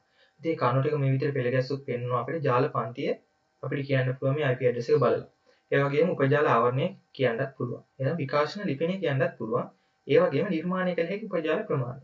ඉතින් මේ වගේ තනි IP address එකක් තුලින් මෙන්න මේ අවබෝධ කරගත හැකි කරුණු ටික විභාගෙදී ඒ මුහුණ දෙන ශිෂ්‍යයා විසින් අනාවරණය කරගන්නවද හරියට අවබෝධ කරගෙන තියෙනවද බලන එක තමයි ඇත්තටම මේ නෙට්වර්කින් කියන ප්‍රශ්නකින් මූලික වශයෙන් බලාපොරොත්තු වෙන්නේ. හරි. අපි යමු ඊළඟ ස්ලයිඩ් එකට. මම මේ ප්‍රශ්නයට අදාළ පොඩි විෂය කරුණු ටිකක් තමයි මෙතන පැහැදිලි කරන්නේ. හොඳින් අවබෝධ කරගන්න. මොකද මේ විෂය කරුණු මගින් තමයි අපි මේ ප්‍රශ්නය ඉතාම පහසුවෙන් විසඳන්න යන්නේ. ඉතින් නංගි මල්ලි අපි මෙතන කතා කරා IP address එකක්. මම මේ IP address එක මෙතන සටහන් කරලා තියෙන විදිහටම. ඉතින් බලන්න මේ IP address එක මුලින් තියෙන 192. මෙන්න මේ 192 නැත්තම් මෙතනට එනවන යම්කිසි සංඛ්‍යාවක් ඕම සංඛ්‍යාව අනුව අපිට කියන්න පුළුවන් මේක මොන ජාල පන්තියටයි අයිතිද කියලා. දැන් බලන්න මෙතන තියෙන 192 නේ. 192 බලන්න 192ත් 223ත් අතර නම් ඒක C පන්තිය කියලා අපි කියනවා. C ක්ලාස් එකේ. ඉතින් මෙතනට එන්න පුළුවන් 225 එන්න පුළුවන් 60 එන්න පුළුවන්. ඒ වගේ කැමති සංඛ්‍යාවක් එනවා. ඒතර මේ සංඛ්‍යාව මෙන්න මේ මුල් සංඛ්‍යාව බලලා අපිට පුළුවන් මොන ජාල පන්තියටද කියන දේ කියන්න. ඉතින් බලන්න මම මේ ජාල පන්තියෙන් නම් ළමයට අවබෝධ කරගන්න තමයි මෙතන මේ ලියලා තියෙන්නේ. බලන්න මේ කොටස නෝට් කරගන්නවා නම් වඩාත් හොඳයි. මොකද මේවා විශේෂයෙන්ම මේ නෙට්වර්කින් ප්‍රශ්නයක් විසඳද්දී වැදගත් වෙන දේවල්. 0.126ත් අතර තමයි අපි ඒකට කියනවා A පන්තිය කියලා. ඒ වගේම 128ත් 191ත් අතර අපි කියනවා B පන්තිය කියලා. 192ත් 223ත් අතර අපි කියනවා C පන්තිය කියලා. 224ත් 239 නම් D 239 255 අතර නම් E කියලා අපි කියනවා. එතකොට නංගි මල්ලි මේ 224 239 කියන එකත් 239 255 කියන එකත් අපි මේ අවස්ථාවේදී සාකච්ඡා කරන්නේ නැහැ. මොකද අපි විෂය නිර්දේශය තුළ වැඩිදුර අධ්‍යයනය කිරීමක් මේ ජාල පන්ති දෙක සඳහා ලබා දීලා නැහැ. ඉතින් මේ උඩ කතා කරන කියන්නේ A B C කියන ජාල පන්ති පිළිබඳව තමයි අපි විශේෂ අවධානයක් යොමු කරන්න ඕන. හරි. එතකොට නංගි මෙල්ලේ අපි දැන් IP address එක දැක්ක ගමන් අපිට කියන්න පුළුවන් මේ පළවෙනි සංඛ්‍යාව දිහා බලලා මොන පන්තියකට අයිතිද කියලා. ඒ වගේම එතකොට දැන් අපි සල්පු මේ IP ලිපිණිය උදාහරණයක් වශයෙන් මේ IP ලිපිණිය සැලකුවොත් මේකයි තියෙන්නේ ක්ලාස් එක C වලට. ඒ වගේම ඔය ක්ලාස් එක අනුව අපි මේ IP address වලට දෙනවා default subnet mask එකක්. default subnet mask එකක් දෙනවා. ඒක අනන්‍ය වෙච්ච දෙයක්. ඒ කියන්නේ A පන්තියට නම් මෙන්න මේක තමයි default subnet mask එක. B පන්තියට නම් මෙන්න මේක තමයි default subnet mask එක. ඒක C නම් මෙන්න මේක තමයි default subnet mask එක කියලා අනන්‍ය වෙච්ච දෙයක් තියෙනවා මේ networking කියන දේ තුල. ඉතින් බලන්න මේක තමයි මේ වගේ තියෙන්නේ. ක්ලාස් A එකට අදාළ මේක තමයි default subnet mask එක 255.0.0. ඒතර ක්ලාස් B එකේ default subnet mask එක වෙන්නේ 255.255.0. එතකොට ක්ලාස් C එකේ default subnet mask එක වෙන්නේ 255.255.255. ඉතින් ඔය ඒ පන්ති වලට අදාළ default subnet mask එක. එතකොට අපි දීලා තියෙන IP address එකේ අපි දැනගන්න ඕනේ subnet mask එක හොයාගන්න. මේක තමයි මේ පන්තියට අදාළ subnet mask එක. අපිට දීලා තියෙන IP address එකට අපි subnet mask එක හොයාගන්න ඕනේ. ඒක මේ වගේ ප්‍රශ්නයකදී අපෙන් බලාපොරොත්තු වෙන දෙයක්. ඉතින් බලන්න මේ ක්ලාස් C එකට අදාළ default subnet mask එක තියෙනවනේ. ඉතින් මේවා theory කරුණු. ඒ කියන්නේ theory වශයෙන් අපි අපේ මේ පාසලේදී වගේ දේවල් ඉගෙන ගද්දී මේවා දෙනවා. ඒ කියන්නේ ක්ලාස් C එකට අදාළ ඩිෆෝල්ට් සබ්නෙට් මාස්ක් එක මොකක්ද කියන එක අපි තියරි දැනුම දෙනවා අපිට. ඒකෝර අපිට තියෙනවා මතක තියාගන්න. බලන්න අපි දැන් මේ ලබාගත්ත නැත්නම් මේ ප්‍රශ්නේදී දීලා තියෙන IP address එක වෙන්නේ 192.168.14.24 කියන එක. ඉතින් ඔයකට අදාළ අයිති වෙන C පන්තියට අදාළ මෙතන තියෙනවා default subnet mask එක බලන්න 255.255.255 බිංදුව. එතකොට මේ 255 කියන එක හැදෙන විදිය වලට තේරෙනවනේ. මෙතන තියෙන්නේ බිටු 8ක්නේ. එකේ ඒවා 8ක්නේ. එතකොට බිටු 8 නිරූපණය වෙන්නේ කොහොමද? දෙකේ අපි මම මුලින් දාන්න. දෙකේ බිංදුව අපි දැන් මේ කෙලවරක නම් ගත්ත මේ වගේ ප්‍රකාර මෙන්න මේ වගේ මේක ගමුකෝ. එතන තියෙනවනේ එකේ 8ක්. ඔය 8 මෙතන ගත්තොත් ඕකේ ඇත්තම අගයන් තියෙන කොහොමද? දෙකේ බිංදුව තියෙනවා. දෙකේ 1 තියෙනවා. දෙකේ 2 තියෙනවා. දෙකේ 3 තියෙනවා. දෙකේ 4 දෙකේ 5 දෙකේ 6 දෙකේ 7 ඔය ටිකනේ ඔය තියෙන්නේ. දෙකේ බිංදුව බලය කියන්නේ 1යි. දෙකේ පළවෙනි බලය කියන්නේ 2යි. දෙකේ දෙවෙනි බලය 4යි. දෙකේ තුන්වෙනි බලය 8යි. දෙකේ හතරවෙනි බලය 16යි. දෙකේ පස්වෙනි බලය 32යි. දෙකේ හයවෙනි බලය 64යි. දෙකේ හත්වෙනි බලය 128යි. ඒතර 128යි 64යි 32යි 16යි 8යි 4යි 2යි 1 එකතු කරොත් කීයද අගේ එන්නේ 255 එනවා. ඒක තමයි 255 කොහොමද හැදෙන්නේ කියන එක අවබෝධයක් නැති නංගි මල්ලියෙක් ඉන්නවනේ. ඒ අයට දැනුම් දීම තමයි මම මෙතනදි කරේ මේක. මම එක මහන්නම් මොකද ඒක මේ මූලික දෙයක්. කාට හරි 255 කොහොමද එන්නේ නැත් කියලා අවබෝධයක් නැත්තම් ඒ පැහැදිලි කිරීම මගින් මම හිතන එක පැහැදිලි වෙයි කියලා. හරි. එතකොට C එකට අදාළ default subnet mask එක තමයි මේ තියෙන්නේ 255 255 255 බිංදුව. එතකොට නංගි මල්ලි මෙතන අපිට වෙනවා B2 8ක්. මෙතන B2 8ක් එකේ 8ක්. ඒ කියන්නේ මෙතන එකේ 8ක් මෙතන බිංදුව ඒව 8ක්. එතකොට ඕක අපි කියන්නේ NNNH කියලා. ඒක N වලින් අදහස් කරන්නේ මොකද්ද? network එක. H වලින් කියන්නේ මේ host එක. එතකොට ඔයාලට පේනවා මේ අපි දැන් අපේ ප්‍රශ්නයකදී නැත්නම් අර ඉස්සරහ තිබේ වගුවක් මෙන්න මේ වගුව පුරවද්දී මුල් වශයෙන් අපිට හොයාගන්න ඕන දෙයක් තමයි මේකේ තියෙන network බිටු සංඛ්‍යාව සහ සත්කාරක ගණනනේ. ඒක උපජාලයකට අයිති වෙන. ඔය සත්කාර ගණන හෙව්වොත් ඒ වගුව පුරවන එක ඉතාමත් පහසුයි. ඒ වගුව පුරවන්න නම් මූලික වශයෙන් ඕන දේ තමයි සත්කාරක ගණන හොයාගන්න එක. ඉතින් නංගි මල්ලි අපි දන්නවා දැන් අපිට මේ දීලා තියෙන එක C පන්තියට අයිති. හරි. C පන්තියට අයිති නම් ඔන්න අපි default subnet mask එකක් මේක කියලා අඳුරගත්තා. අපි යමු ඊළඟ slide එකට. ඉතින් බලන්න මේ මෙතන IP address එක එහා පැත්තේ ඇලිරක් ගහලා තියෙනවා මෙතන මම කියමු side අංකණය කියලා. side අංකණේ තියෙනවා 24ක් කියලා නේද? ඉතින් ඔය 24 කියන එක අපි ලියනවා default subnet mask එකක් විදිහට. බලන්න 1 2 3 4 5 6 7 8 9 10 11 12 13 14 15 16 17 18 19 20 21 22 23 24 මේ 24 කියන එක එකේ සංඛ්‍යා වලින් විදිහට අපි ලියා ගන්නවා. ලියාගත්තාම ඉතුරු ටික බිංදුව වෙනවා. හරි. එතකොට නම් කියමු මේ විශේෂ ශ්‍රේෂ්ඨ තුල සංවේදන මේ ජාල කරන කියන පාඩම තුලදී අපේ පාසලේදී හෝ වේවා අපි දැන් පන්තියේදී හෝ වේවා අපි උගන්වනවා තීරි කොටසක් උපජාල ප්‍රමාණය හොයන සමීකරණයක් උගන්වනවා. ඒ වගේම සත්කාරක ගණන උගන්වන්න සමීකරණයක් හොයනවා. ඉතින් බලන්න මෙන්න මේක මම මෙතන දාලා තියෙන්නේ උපජාල ප්‍රමාණය හොයන්න භාවිතා කරන සමීකරණය. එතකොට මෙතන තියෙනවා සත්කාරක ගණන හොයන්න භාවිතා කරන සමීකරණ. ඉතින් මේ නංගි ළමයිලට මේ සමීකරණ දෙක නෝට් එකක් ලියා ගන්න නෝට් එකේ සටහන් කරන්න. එතකොට මේ n වලින් කියන්නේ network bits ගන්න. හරි. එතකොට නංගි මල්ලි මේ අපිට දැන් දීලා තියෙනවානේ IP address එක. IP address එක දීලා තියෙනවා side අංකණයකුත් සහිතව. එතකොට අපිට කියනවා මේකේ subnet mask එක හොයාගන්න කියලා. හරිද? මේ මෙතන මේ හොයලා තියෙන්නේ මම ඒක හොයන හැටි බලමු දැන්. උත්තරේ බලන්න කලින් අපි බලමු හොයලා තියෙන්නේ කොහොමද කියලා. ඉතින් මේ ගානේ අපි උඩට ගියොත් අපිට පේනවා මෙතන finance එකයි HR එකයි IT unit එකයි marketing එකයි. එතකොට ඔයාලට මෙතනින් අවබෝධයක් ගන්න පුළුවන් මෙතන හතරයිනේ තියෙන්නේ. උපජාල කීයද? උපජාල හතරයි කියලා ප්‍රශ්නේ කියනවා අපිට. නේද? උපජාල හතරයි කියලා කියනවා නම් බලන්න මේ සමීකරණේ උපජාල ප්‍රමාණය තමයි සමාන වෙන්නේ දෙකේ n වෙනි බලයට. ඒක උපජාල ප්‍රමාණය දීලා තියෙනවා හතරයි කියලා.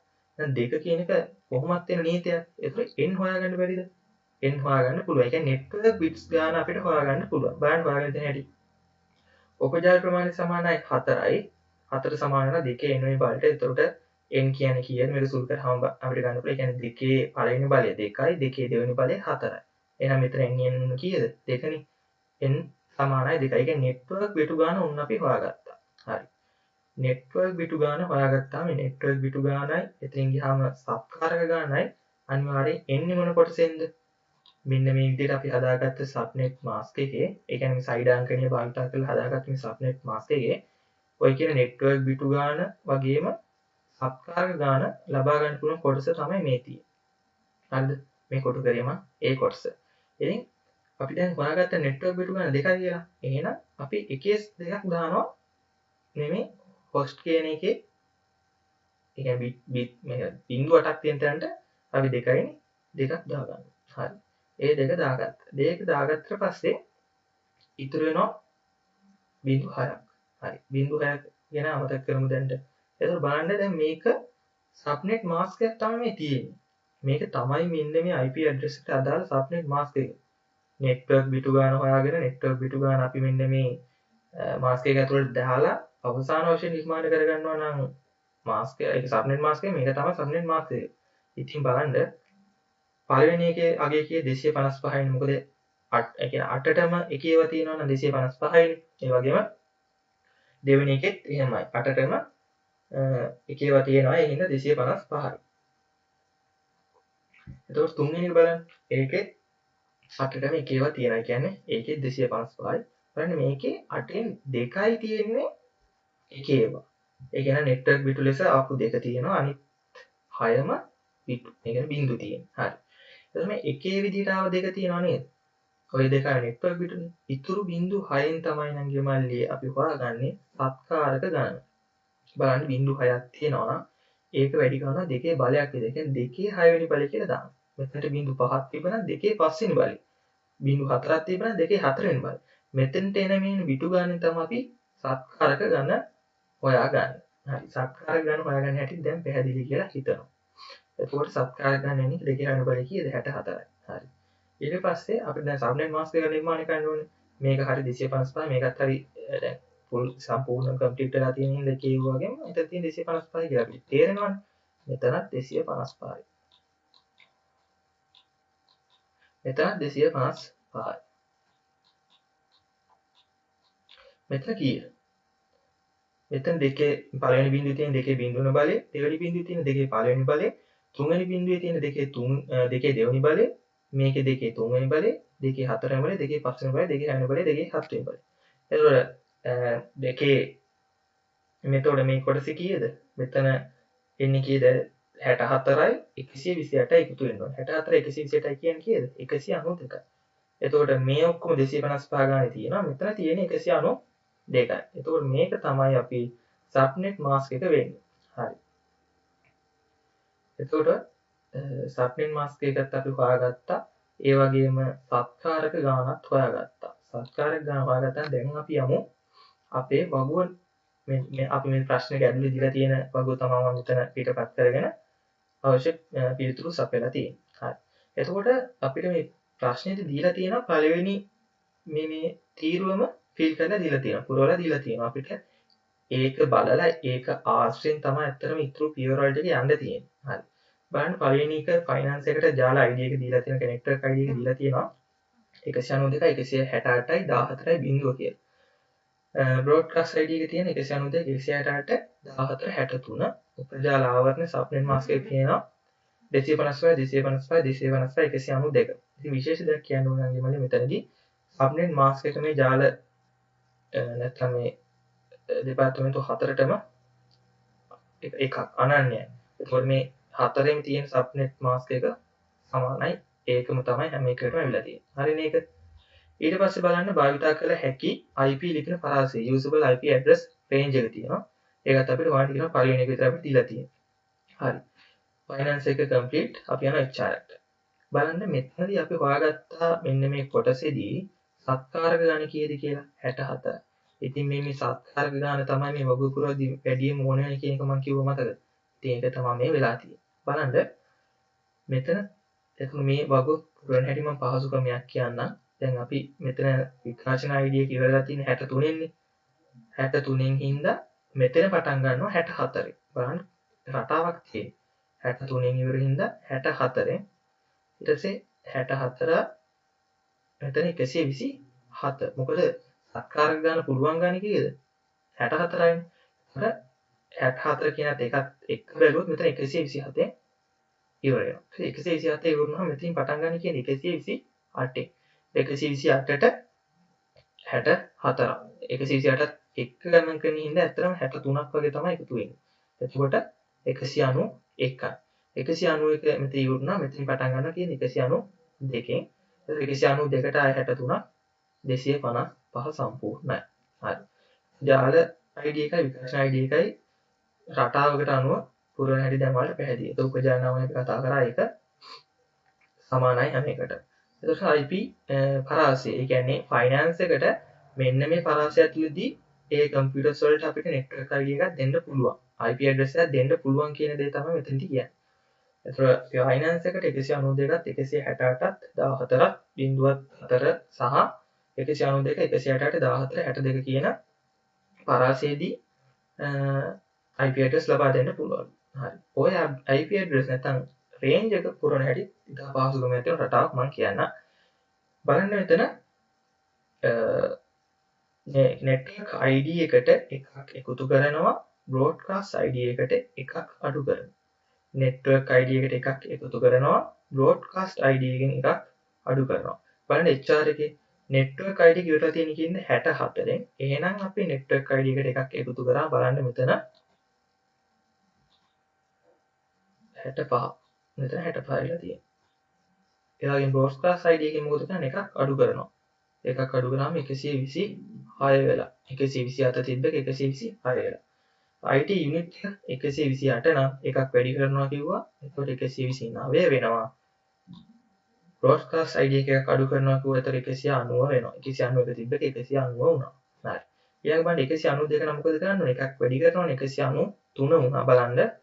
ඒ වගේම 255 තිබ්බ එකක් අඩු වෙනවා 254 වුණා. හරි. IP range එක නැත්නම් usable IP address range එකත් මේ විදිහට හරි.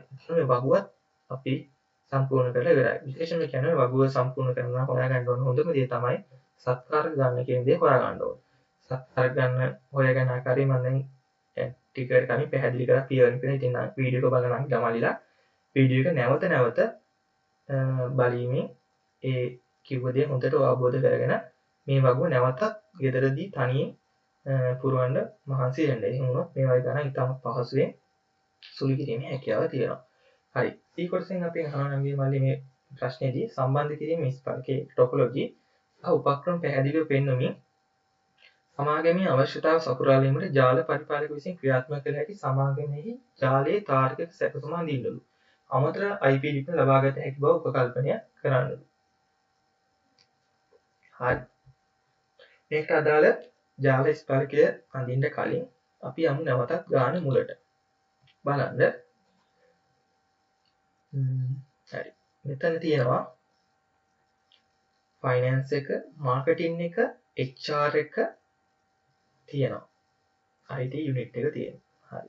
බලන්න ෆයිනෑන්ස් එකේ පරිගණක 28කුත් තියෙන්න ඕනේ, HR එකේ 40ක් තියෙන්න ඕනේ, IT යුනිට් එකේ 50ක් තියෙන්න ඕනේ, මාකටිං එකේ 35. ඉතින් මෙන්න මේ කරුණු ටික අපිට වැදගත් වෙනවා අපේ ජාල සටහනදී. මොකද මේ දීලා තියෙන පරිගණක ප්‍රමාණය අපේ ජාල සටහනේ ඇතුළත් වෙන්න ඕනේ. ඒ වගේම තියෙනවා මුද්‍රක වර්ග.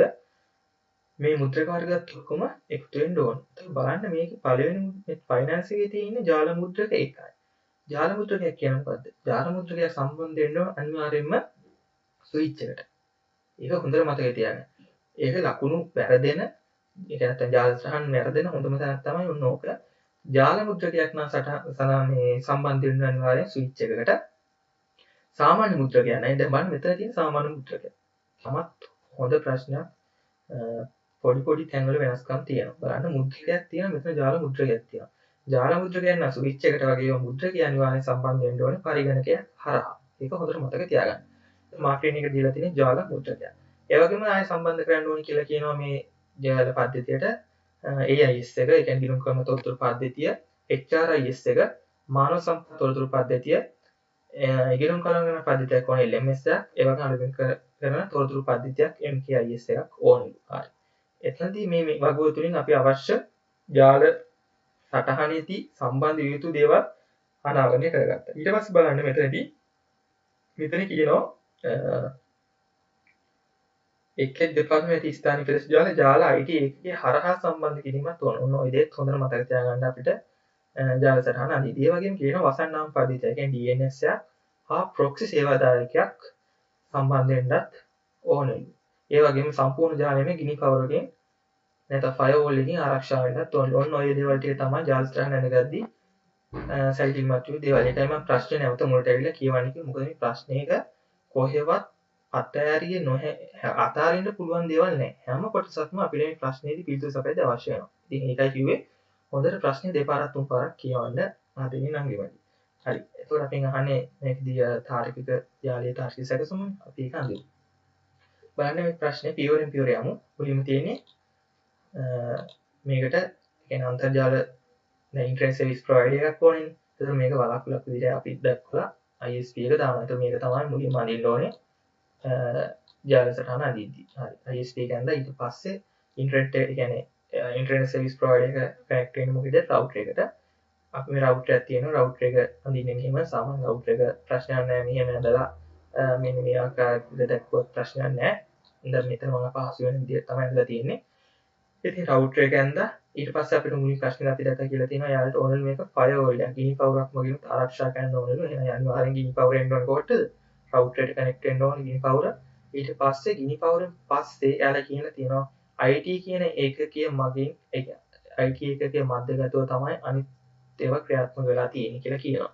එතකොට හොඳට මතක තියාගන්න මෙතන IT කියලා විතරක් කියන්න එපා. ලකුණු අඩු වෙන තැන් බොහෝ විට අඩු වෙන්න පුළුවන්. IT ස්විච් එක. මොකද ස්විච් එකට නෙමෙයි ඔක්කොම සම්බන්ධ වෙන්නේ. එහෙනම් IT එකට අදාළ ස්විච් එක මෙතන HR ඩිපාර්ට්මන්ට් එකේ ස්විච් එක, ෆයිනෑන්ස් ස්විච් එක, මාකටිං ස්විච් එක. ඉතින් ඊට පස්සේ අපි අර වගුවේදී කිව්වා DNS එක සහ proxy එක. ඒක DNS එක සහ proxy එක අනේ සම්බන්ධ වෙන්න ඕනේ IT ස්විච් එකට. ඒතකොට ඒ දෙක තමයි මම මේ DNS සහ proxy කියලා සම්බන්ධ කරලා තියෙන්නේ. හරි. ඒ වගේම අපිට ආය ප්‍රශ්න ටිකක් ගියොත් පේනවා මෙතන තියෙනවා මෘදුකාංග සේවාදායක software server එකක් හැම department එකකම සම්බන්ධ වෙනවා කියලා තියෙනවා. AIS එක, HRIS එක, LMS එක සහ MKIS එක කියලා. ඉතින් බලන්න ඒ ඔක්කොම මේ IT එකට LMS එක, marketing එකට MKIS එක, finance එකට AIS එක, ඒ වගේම HR එකට HRIS එක කියලා ඒ වලට සම්බන්ධ කරලා තියෙනවා. හරි ඒකත් සම්බන්ධ කරා. ඊට පස්සේ කියනවා printer කතාව මතකද? අර තිබ්බේ printers connect කරනවා කියලා. printers connect කරන එක තිබ්බා මෙතනදී අපි දැක්කා ජාල මුද්‍රකය සහ මුද්‍රකය කියන එකේ වෙනස හොඳට පැහැදිලි වෙන්න තමයි එතන ප්‍රශ්නේ හදලා තියෙන්නේ. ඉතින් බලන්න මේක පැහැදිලි වෙන්න ඕනද කියලා. මෙතන තියෙනවා IT එකට අදාළ වෙන්නේ printer එකක්, සාමාන්‍ය printer එකක්, සාමාන්‍ය printer එකක් නම් මම කිව්වා කනෙක්ට් වෙන්න ඕන කම්පියුටර් එක කරා. ඉතින් බලන්න කම්පියුටර් එක කරා තමයි printer එක හෙඩ් කරලා තියෙන්නේ. ඒ අනිත් ඔක්කොම සාමාන්‍ය මුද්‍රක නේද? සාමාන්‍ය මුද්‍රක නම් මොකද වෙන්න ඕනේ? සාමාන්‍යයෙන් ජාල මුද්‍රකනේ. ජාල මුද්‍රක නම් අනිවාර්යෙන් ස්විච් එකට කනෙක්ට් වෙන්න ඕනේ කියලා මම කිව්වා. බලන්න හැම printer එකක්ම ස්විච් එකට තමයි සම්බන්ධ කරලා තියෙන්නේ. හරි. ඔය විදිහට තමයි තියෙන්නේ. ඒතකොට තව අර වගේ තිබ්බා මට මතක විදිහට මෙතන තියෙනවා අවශ්‍ය පරිගණක බලන්න ෆයිනෑන්ස් එකට 28යි, HR එකට 40යි, IT යුනිට් එකට 50යි, මාකටිං එකට 35යි. හරි. ඕක සම්බන්ධ කරගෙන බලමු. බලන්නගේ බලන්න මෙතන තියෙනවා IT එකට කම්පියුටර්ස් 50ක් කනෙක්ට් කරන්න ඕනේ. ඇයි එහෙනම් මම මෙතන 49 දාලා තියෙන්නේ? 49 දාලා තියෙන්නේ මොකද අපි printer එක සෙට් කරද්දී සාමාන්‍ය printer එකක් තිබ්බ හින්දා කම්පියුටර් එක කරහනේ සම්බන්ධ කරලා ඒ තරත් අපි කම්පියුටර් එක ගත්තා.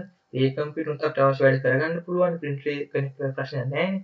එහෙනම් මෙතන එක කම්පියුටර් එකක් තියෙනවා. මෙතන 49 තියෙනවා. ඒතකොට දෙක එකතු වුණොත් තමයි 50ක් වෙන්නේ. ඒක හරි. එතකොට මාකටිං එකට කම්පියුටර් 35 මේක පෙන්නනවා. ෆයිනෑන්ස් එකට කම්පියුටර් 28යි, HR එකට කම්පියුටර් 40යි. ඒක පෙන්නනවා. මෙතන කම්පියුටර් 35ම දැක්කේ අවශ්‍ය නැහැ. එහෙම අවශ්‍යතාවයක් නැහැ කොහොමවත්.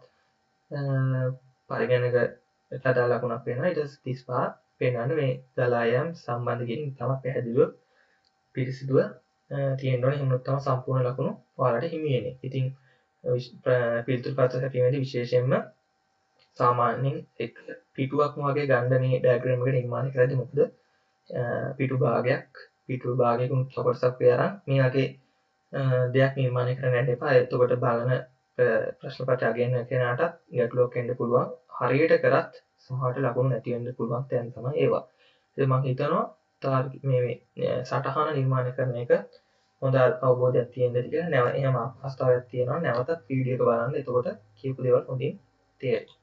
හරි. එතකොට මේක අවසාන කොටසේදී අහන D කොටස. D කොටසෙන් අහන්නේ මුළු ජාලයේම IP ලිපින ගතිකව ඒ කියන්නේ ඩයිනමිකලි කළමනාකරණය කිරීමට ජාල පරිපාලක තීරණය කරනවලු. ඉතින් මේව කාර්ය ඉෂ්ට කර ගැනීමට ක්‍රියාත්මක කළ යුතු මෙකනිසම් එක නැත්නම් යාන්ත්‍රණය ලියා දක්වන්න කියලා කියනවා. ඉතින් මේක විස්තර කිරීම සහ මේ සේවාදායක පිළිබඳ වැඩිදුර විස්තරයක් අපේ බ්ලොග් වීඩියෝ ලබා ගැනීම හැකියාවක් තියෙනවා. ඉතින් මම මෙහිදී පිළිතුරු විතරක් කියන්නම්.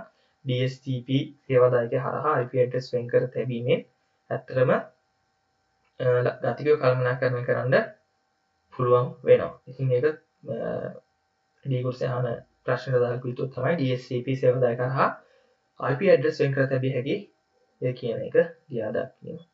එතකොට මේ විදිහට අපි පළවෙනි ප්‍රශ්නේ සාකච්ඡා කරලා අවසන් වෙනවා නම් මල්ලි අපි යනවා දෙවෙනි ප්‍රශ්නෙට. බලන්න දෙවෙනි ප්‍රශ්නේ කියන්නේ 2019 අප සුසස් විභාගයේදී ලැබිච්ච ප්‍රශ්නය. අපි මුලින්ම ප්‍රශ්නය කියවමු. ඉතින් කියනවා දෙවෙනි ප්‍රශ්නේදී තියෙන්නේ පහක් දැක්ක සංසිද්ධිසා ගන්න කියලා කියනවා. පාසලක් තම පරිපාලනය ඇඩ්මින් විද්‍යාගාර ලැබ් සහ පුස්තකාල ලයිබ්‍රරි ගොඩනැගිලි සඳහා පහක් දැක්ක සම්පත් ලබාගෙන ඇත. ගොඩනැගිල්ලේ තියෙන ඇඩ්මින් ලැබ් ලයිබ්‍රරි සම්පත් විදිහට තියෙන ඇඩ්මින් එක පරිගණක 5යි මුද්‍රක 1යි ලැබ් එක සඳහා පරිගණක 40යි මුද්‍රක 1යි ලයිබ්‍රරි සඳහා පරිගණක 10යි මුද්‍රක 1යි. දැන් අපි කියනවා පහත අවශ්‍යතා සපුරා ගැනීම සඳහා පාසල පරිගණක ජාලයක් නිර්මාණය කළ යුතු ඇත. හරි.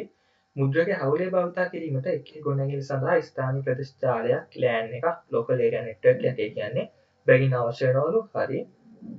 හැම පරිගණකයකටම admin ගොඩනැගිල්ලෙහි එක් පරිගණකයක ධාවනය වන පාසල් තොරතුරු පද්ධතියද SIS එක සහ ලයිබ්‍රරි ගොඩනැගිල්ලේ එක් පරිගණකයක ධාවනය වන පුස්තකාල තොරතුරු පද්ධතියටද ඒ කියන්නේ LIS එකේ ප්‍රවේශීම් සඳහා ඉහත ජාල තුන එකිනෙක ජාලගත කිරීමටද අවශ්‍යයි.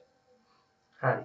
ඒ වගේම කියනවා සෑම පරිගණකයකටම කාර්යක්ෂම අන්තර්ජාල සම්බන්ධතාවක් ලබා දීමටද අවශ්‍යයි කියලා කියනවා. හරි. මේ සඳහා පාසල් අන්තර්ජාල සේවා සපයන කරු ISP සේවාවකට දායක වී ඇති අතර එම සැපයුම් කරු අන්තර්ජාල සම්බන්ධතාවය ලැබ් ගොඩනැගිල්ලට ලබා දීම නියමිතයි. හරි. ලැබ් ගොඩනැගිල්ල අනෙකුත් ගොඩනැගිලි දෙකෙන් අවසාන වශයෙන් මීටර් 500ක දුරස්ත පවතිනවා. හරි. එතකොට මොකද හොඳ පොයින්ට් එක මීටර් 500ක දුරස්ත පවතින කියන එක. එවම ලැබ් ගොඩනැගිල්ලේ එක් පරිගණකයක් DNS සේවාදායක ලෙස භාවිත කිරීමට යෝජිතයි.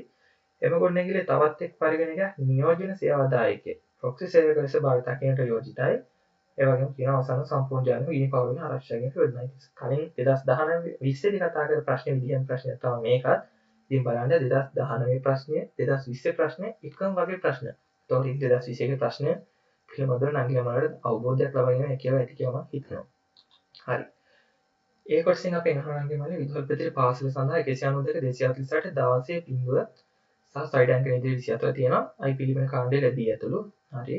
ගොඩනැගිලි තුන සඳහා මේ ලිපින කාණ්ඩය මගින් වෙනම උපජාල සබ්නෙට් 3ක්. ඔන්න ඔතන කියන අපි සබ්නෙට් කොච්චරද කියලා තියෙනවා. හරි. මේවා තමයි පොයින්ට්ස්. ඔතන මතක තියාගන්න මේවා තමයි පොයින්ට්ස්. දැන් මේ තමයි උත්තරේ එන්නේ. සබ්නෙට්ස් 3ක් නිර්මාණය කිරීමෙන් අනතුරුව පරිගණක වලට IP ලිපින පැවරීමට අදහස් කෙරේ.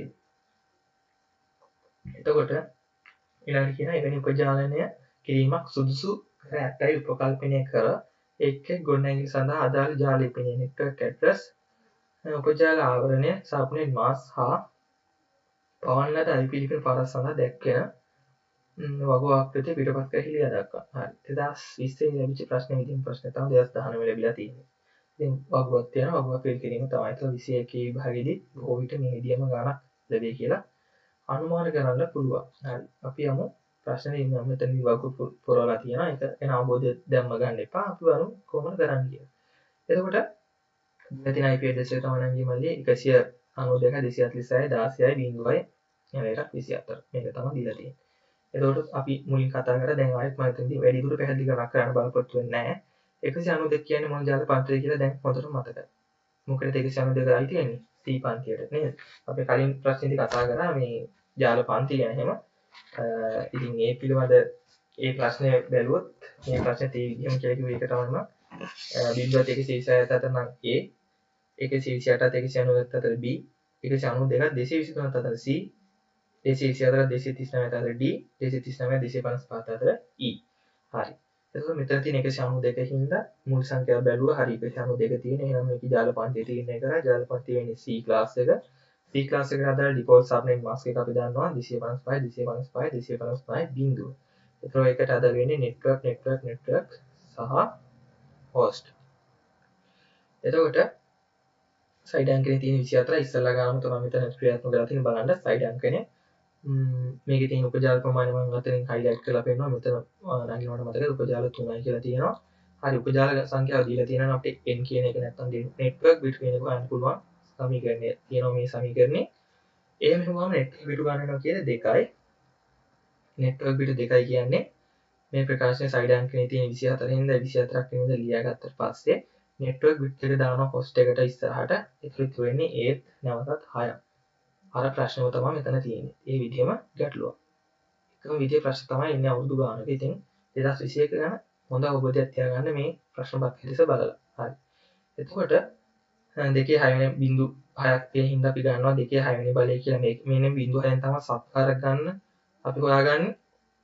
මේ සත්කාරයක් ගන්න 6ක් බිංදු 6ක් තියෙන හින්දා දෙකේ 6 වෙනි බලය කියලා දාලා 64යි කියලා ගන්නවා. ඒ වගේම මේ තුනම කම්ප්ලීට් වෙනවා 255 255 වලින් 255 මෙතන 255 ඉතින් ඊළඟ එක 128යි 64යි විතර එකතු වෙනවා අනිත් ඔක්කොම මෙතන තියෙන බිංදු හින්දා 128යි 64යි කියන එක 292යි මෙන්න අපි සබ්නෙට් මාස්ක් එක නිර්මාණය කරගෙන ඉවරයි ඒ වගේම සත්කාරයක් ගන්නත් හොයාගත්තා මෙතන 64යි කියලා හරි බලන්න ඔබ පුරලා තියෙන හැටි නේ ඇඩ්මින් ගොඩනැගීම අපි පටන් ගන්නවා 192යි 246යි 16යි බිංදුව හරි එතකොට සත්කාරයක් ගන්න කීයක්ද දෙන්න පුළුවන් අපිට 64 ගැප් එකක් 64ක් තියෙනවා ලැබ් එකට වෙද්දී මේ බිංදුවේ තිබ්බ එක ආයෙත් 64ක් සම්බන්ධ කරගන්නවා ඒ 64 නම් ඊළඟ ආයෙ 64ක් මෙතනට එකතු වෙන්න ඕනේ 64 64ක් වෙනවා 128ක් වෙනවා මම ආයෙත් කියන උපජාල ආවරණය මේ ජාල මේ හත් තුනටම සමානයි ඇඩ්මින් ලැබ් සහ ලයිබ්‍රරි කියන තුනටම උපජාල ආවරණය සමානයි 255 255 255 192 මේක තමයි උපජාල ආවරණය තුනටම අදාළ වෙනවා හරි IP ලිපින පරාසය ගැන බලුවොත් අපිට පේනවා මම IP ලිපින පරාසය හොයන හැටි ඉස්සෙල්ලා කියලා දුන්නා මෙතනත් කියන්න ජාල ලිපිනට එකක් එකතු කරනවා හරි මෙතන බ්‍රෝඩ්කාස්ට් ID හොයන්න කියලා නෑනේ අපිට එතකොට බලන්න ජාල ලිපිනේදී 192 226 16 1 ඒ කියන්නේ බිංදුවට එකක් එකතු වුණා ඊට පස්සේ මෙතන තියෙන 64 64 හින්දා එකක් අඩු වුණා බලන්න 63 ඇවිල්ලා මෙතන තියෙන්නේ 64 64ට එකක් එකතු වෙනවා මෙන් තියෙන 65 ඇවිල්ලා 65 ආවා මෙතන තියෙන 128 128 එකක් අඩු වෙනවා 127 වුණා මෙතනට යනවා ආ මෙතන 128 එකක් එකතු වෙනවා මෙතන 129 වෙනවා ඊට පස්සේ මෙතන තියෙනවා 192 192 එකක් අඩු කරගන්නවා ඒ කියන්නේ 128ට 64ක් එකතු වෙනවා කියන එකනේ වෙන්නේ දැන් මෙතන තව එකක් තව කොහොම තීරයක් ගහලා තව එකක් ෆිල් කරලා නැහැනේ ඊට මනෝමය හිතන්න පුළුවන් ඊළඟට 128 මෙතන වුණා නම් තව 64ක් එකතු වුණාම මෙතන තියෙන්න ඕනේ 192 කියලා අදහස් වෙනවනේ. අර 192 එකක් අඩු කරලා තමයි මේ 191 කරන් තියෙන අංගෙ මල්ලි. ඒක පැහැදිලි කියලා මම හිතනවා. පැහැදිලි නැත්නම් නැවත වීඩියෝ එක මුලට ගිහලා ආයෙ බලන්න. එතකොට කියන කරුණු ඉතාමත් හොඳින් ඔයාලට පැහැදිලි වෙනවා. හරි. ඊට පස්සේ මේක අහනවා නම් මල්ලි B කොටසේ මේ පාසල් පරිගණක ජාලය සඳහා සම්පූර්ණයෙන්ම සම්බන්ධිත all to all ජාල සම්බන්ධතා ස්පර්ශකයක් යෝගී නොවීමට එක් හේතුවක්. යෝගී නොවීමට එක් හේතුවක් කියන දේ මම මතකද මේ ප්‍රශ්නේ එක තැනකදී කිව්වා හයිලයිට් කරන්න කියලා. බලන්න මෙතන කියලා තියෙනවා ලැබ් ගොඩනැගිල්ල අනෙකුත් ගොඩනැගිලි දෙකෙන් අවසාන වශයෙන් මීටර් 500ක දුරස්ව පවතින. මීටර් 500ක් දුරයි. මීටර් 500 කියන්නේ සමහර විශාල දුරක්නේ. ඒ විශාල දුරක් පවතිනවා. ඉතින් ඒකම තමයි මේකට හේතුව වෙන්නේ. මොකද්ද? all to all ජාල සම්බන්ධ ස්පර්ශකයක් පාවිච්චි කරන්න බෑනේ මීටර් 500ක දුරක් තියෙනවනම්. එහෙනම් ගොඩනැගිලි Google වෙන්න පවතින බැවින් මේක ප්‍රායෝගික නොවේ. ඉතින් මේක තමයි මේ ප්‍රශ්නේ B කොටස අදාළ පිළිතුර වෙන්නේ. හරි. මම හිතනවා මේ විදිහට පැහැදිලි කියලා අපි යමු ඉක්මනින් ඊළඟ ප්‍රශ්නෙට. C කොටසෙන් කියනවා පාසල් පරිගණක ජාලය පිහිටීමේ වගකීම දරන ලැබ් පරිපාලක විසින් ස්විච් හා මාර්ගකාරක නැත රවුට් ට්‍රැක් ඉල්ලලා තියෙනවලු. ජාල සම්බන්ධතා ස්පාලකයේ නෙට්වර්ක් කනෙක්ෂන් ටොපොලොජි හා උපක්‍රම පැහැදිලිව දක්වමින් පාසලේ අවශ්‍යතා ඉටු කිරීම සඳහා ලැබ් පරිපාලක විසින් ගොඩනගාගත හැකි පාසල් පරිගණක ජාලෙහි වර්ගන සැකස්මක් නිරූපණය කිරීමට ජාල රූපසටහනක් අඳිනවා. හරි, ජාල රූපසටහනක් අඳිනවා අපි මොකද්ද කරන්නේ? ආයෙ යනවා ප්‍රශ්න මුලින් ප්‍රශ්න කියවනවා. මොනවද මේ උපජාල වලට ලබා දෙන්න ඕනේ උපකරණ සම්පත් මොනවද කියලා. බලන්න ඇඩ්මින් වලට අදාළ පරිගණක 5 මුද්‍රක එකයි, ලැබ් වලට අදාළ පරිගණක 40යි මුද්‍රක එකයි, ලයිබ්‍රරි එකට අදාළ පරිගණක 10යි මුද්‍රක එකයි. හරි, ඒක තමයි තියෙනවා සම්පත් ටික. ඊට පස්සේ කියනවා මෙතන මේ ඇඩ්මින් ගොඩනැගිල්ලේ SIS එක තියෙනවා, ලයිබ්‍රරි එකේ LIS කියලා බිල්ඩ් කනෙක්ට් කරන්න කියලා කියනවා. ෆයර්වෝල් එකක් ඕනලු, එනවා ISP තියෙන්න ඕනලු. ඊට පස්සේ මම මට තිබ්බා ඊළඟ ප්‍රශ්නේ මෙතන කොටසේ මේ DNS එකක් කනෙක්ට් කරන්නත් ඕනේ. මෙතන DNS එකක් කනෙක්ට් කරන්නත් ඕනේ. ප්‍රොක්සි සර්වර් එකක් කනෙක්ට් කරන්නත් ඕනේ. සාමාන්‍ය හැම ජාල ස්ථලයකයක් නිර්මාණය කරද්දීම ඔය DNS එක, ප්‍රොක්සි එක, ISP එක, ෆයර්වෝල් එක සාමාන්‍ය පොදුවෙන් දකින්න පුළුවන් දේවල්. ඉතින් ප්‍රොක්සි සර්වර් එක කියන්නේ මොකක්ද? DNS සර්වර් එක කියන්නේ මොකක්ද? ෆයර්වෝල් එක කියන්නේ මොකක්ද කියන දේවල් අපේ බ්ලොග් පිටුව හා සම්බන්ධ වීමෙන් අංගල මල්ලයට ලබා ගැනීම හැකියාව තියෙනවා. හරි, අපි යමු ජාල සටහන නිර්මාණය කරන ආකාරය. එතකොට ඉන්ටර්නෙට් සර්විස් ප්‍රොවයිඩර් කෙනෙක් ඕන ISP එකක් මේවල අකුලක් ආකාරයට දක්වලා තියෙන එක. ඊට පස්සේ රවුටර් එක කනෙක්ට් කරන්න ඕනේ. අනිවාර්ය දෙයක් රවුටර් එක ඉන්ටර්නෙට් සර්විස් ප්‍රොවයිඩර් එක ඩිරෙක්ට් කනෙක්ට් කරනවා. ඊට පස්සේ ෆයර්වෝල් එකෙන් පස්සේ ස්විච් ලැබ් එක. ස්විච් ලැබ් එකේ නම් තමයි අනිත් දෙකටම ක්‍රියාත්මක වෙන්නේ. ඉතින් ස්විච් ලැබ් කියලා කියන්නේ ස්විච් කියන දේ අනිවාර්යයි. මොකද මේක කනෙක්ට් වෙන ස්විච් එකකට ස්විච් ඇඩ්මින් කියන එක ස්විච් කියන වචනේ අනිවාර්යයි. එතන ස්විච් ලයිබ්‍රරි එතන ස්විච් අනිවාර්යයි. එතකොට බලන්න DNS එකයි ප්‍රොක්සි සර්වර් එකයි කනෙක්ට් කරා ස්විච් ලැබ් එකට. ඒක පැහැදිලි කනෙක්ට් කරන්න හැටි. ඊට පස්සේ කියනවා පළවෙනි එක කියන්නේ කම්පියුටර්ස් 40ක් ඕනේ කියලානේ. එතකොට කම්පියුටර්ස් 40ක් කනෙක්ට් කරලා තියෙන විදිහ බලන්න මේකේ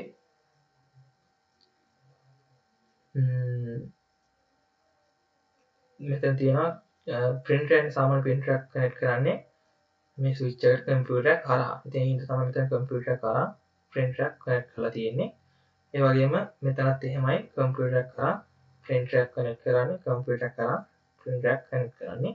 ඒ වගේම පළවෙනි එක කියන්නේ මට මතක විදිහට කම්පියුටර්ස් ඒ ස්විච් ලැබ් එකට අදාළව කම්පියුටර්ස් 40ක්. එතකොට මෙතන එකක් ගත්තා. මෙතන කම්පියුටර්ස් දෙකයි. මෙතන කම්පියුටර් 38යි. එතකොට 40 එතන 40ක් කනෙක්ට් වෙනවා. මෙතන මේ වැඩිදුර පරිගණකයක සම්බන්ධ වෙලා තියෙන්නේ. එතකොට ස්විච් ලයිබ්‍රරි එකේදී 10ක් කනෙක්ට් වෙනවා. මෙතන 7යි, මෙතන 8යි, 8යි 2යි 10යි. ඒක හරි. එතකොට ස්විච් ඇඩ්මින් එකේදී කම්පියුටර්ස් 5යි, මෙතන 2යි, මෙතන 2යි 4යි, මෙතන 1යි 5යි. එතකොට එතන කම්පියුටර්ස් ටිකක් කනෙක්ට් වීම හරි. එතකොට මෙහෙම තමයි ඒ අදාළ ජාල අපි ගැටළු විදිහාන තාර්කන සැකස්ම නිර්මාණය කරන්නේ මේ විදිහට තමයි. මේකේ මේ වර්ණ ගන්නවලා පිළිවෙලක් සහිතව මම දක්වලා තියෙනවා කියනවාට අවබෝධ කර ගැනීම සඳහා විභාගයේදී මේ විදිහේ හැඩ දාලා හැඩය ඇතුලේ ඒ අදාළ දේ ලියවන ප්‍රමාණවත් තියෙන කාලය සියලු දේවල් මේ සැලකිලිම වලටගෙන මේ තාම පිරිසිදුව නැවතත් කියනවා සම්පූර්ණ ප්‍රශ්න පත්‍රය මේ වගේ ජාල සටහන නිර්මාණය කරද්දී සම්පූර්ණ පිටුවකම ඒ අදාළ නිර්මාණය කරන්න අනිවාර්යයෙන්ම පිටු භාගයකින් තව කොටසක් තමයි කරන්න යන්න එපා. මොකද මේ සම්බන්ධ වෙන කොටස් සමහරට නැවතත් බලද්දී අපිට අමතක වෙලා ආයෙ කනෙක්ට් කරන්න වුණොත් ඒක අපහසුතාවයක් වෙන හින්දා. හරි. එතකොට මේක අවසාන වශයෙන් අපි අහනවා නම් මේ පාසල් පරිගණක ජාලයේ ප්‍රවාහන නියමාවලිය. දැන් ට්‍රාන්ස්පෝර්ට් ප්‍රොටෝකෝල් සඳහා UDP වෙනකොට TCP භාවිතය වඩාත් යොගීමට එක් හේතුවක් දෙන්නේ කියලා කියනවා. එතකොට මේ TCP හා UDP කියන දේවල් සාධක දෙක පිළිබඳ හොඳ වැඩිදුර අවබෝධයක් අපේ බ්ලොග් පිටුවෙන් ලබා ගැනීම හැකියාව තියෙනවා. ඒතකොට TCP හා UDP පිළිබඳ නැවත පැහැදිලි කිරීමක් මෙතනදී මම කරන්න බලාපොරොත්තු වෙන්නේ නැහැ. මම පිළිතුරු කියන්න විශේෂ පිළිතුරු කියන හේතුව තමයි බලන්න පාසල විසින් භාවිත කරන්නා වූ යෙදුම සඳහා TCP හි ඇති විශ්වාසනීයත්වය, ඒ වගේම පිළිවෙලකට බෙදා හැරීම, සම්බන්ධතා නැඹුරු ස්වභාවය, ගැලීම් පාලනය, තදබද පාලනය, දෝෂ නිවැරදි කිරීම සහ පොඩි නැවත සම්ප්‍රේෂණ නැත්නම් ක්ලස්ටර්ස් ඔය පොඩි කියන්නේ නැවත සම්ප්‍රේෂණ වැනි ගුණාංග වලින් ප්‍රතිලාභ ලබන්න පුළුවන් UDP එකක් වෙනුවට TCP එකක් භාවිතා කරොත් මෙන්න මේ පරිගණක ජාලයේදී. ඉතින් මේකෙන් TCP එකේ තියෙන වාසි වගේම ගුණාංග තමයි මෙතන මේ සඳහන් කරලා තියෙන ගුණාංග දෙකක් තුනක් වගේ දාලා TCP එක වඩාත් සුදුසු මේ දෙයට පාවිච්චි කරන්න කිව්වොත් ඒ සම්පූර්ණ ලකුණු නංගි යාමලට ලැබෙනවා. හරි ඉතින් නංගි අපි මෙතනදී සාකච්ඡා කරන බලාපොරොත්තු වෙච්ච රචනා ප්‍රශ්න දෙක මේ විදිහට සාකච්ඡා කරලා අවසන් වෙනවා. පරිගණක ජාලකරණය හා සම්බන්ධව තමයි ප්‍රශ්න දෙකම නිර්මාණය වෙලා තිබ්බේ 2019 සහ 2020 කියන අවුරුදු වල. ඒකට 2019 සහ 2020 කියන අවුරුදු දෙකේදීම ලැබිලා තිබ්බ ප්‍රශ්න දෙක එකම විදිහේ ප්‍රශ්න. network address එක වගේම IP address එක වගේම ඉතින් ගියාම subnet mask වෙන එක ඔක්කොම එකම විදිහේ.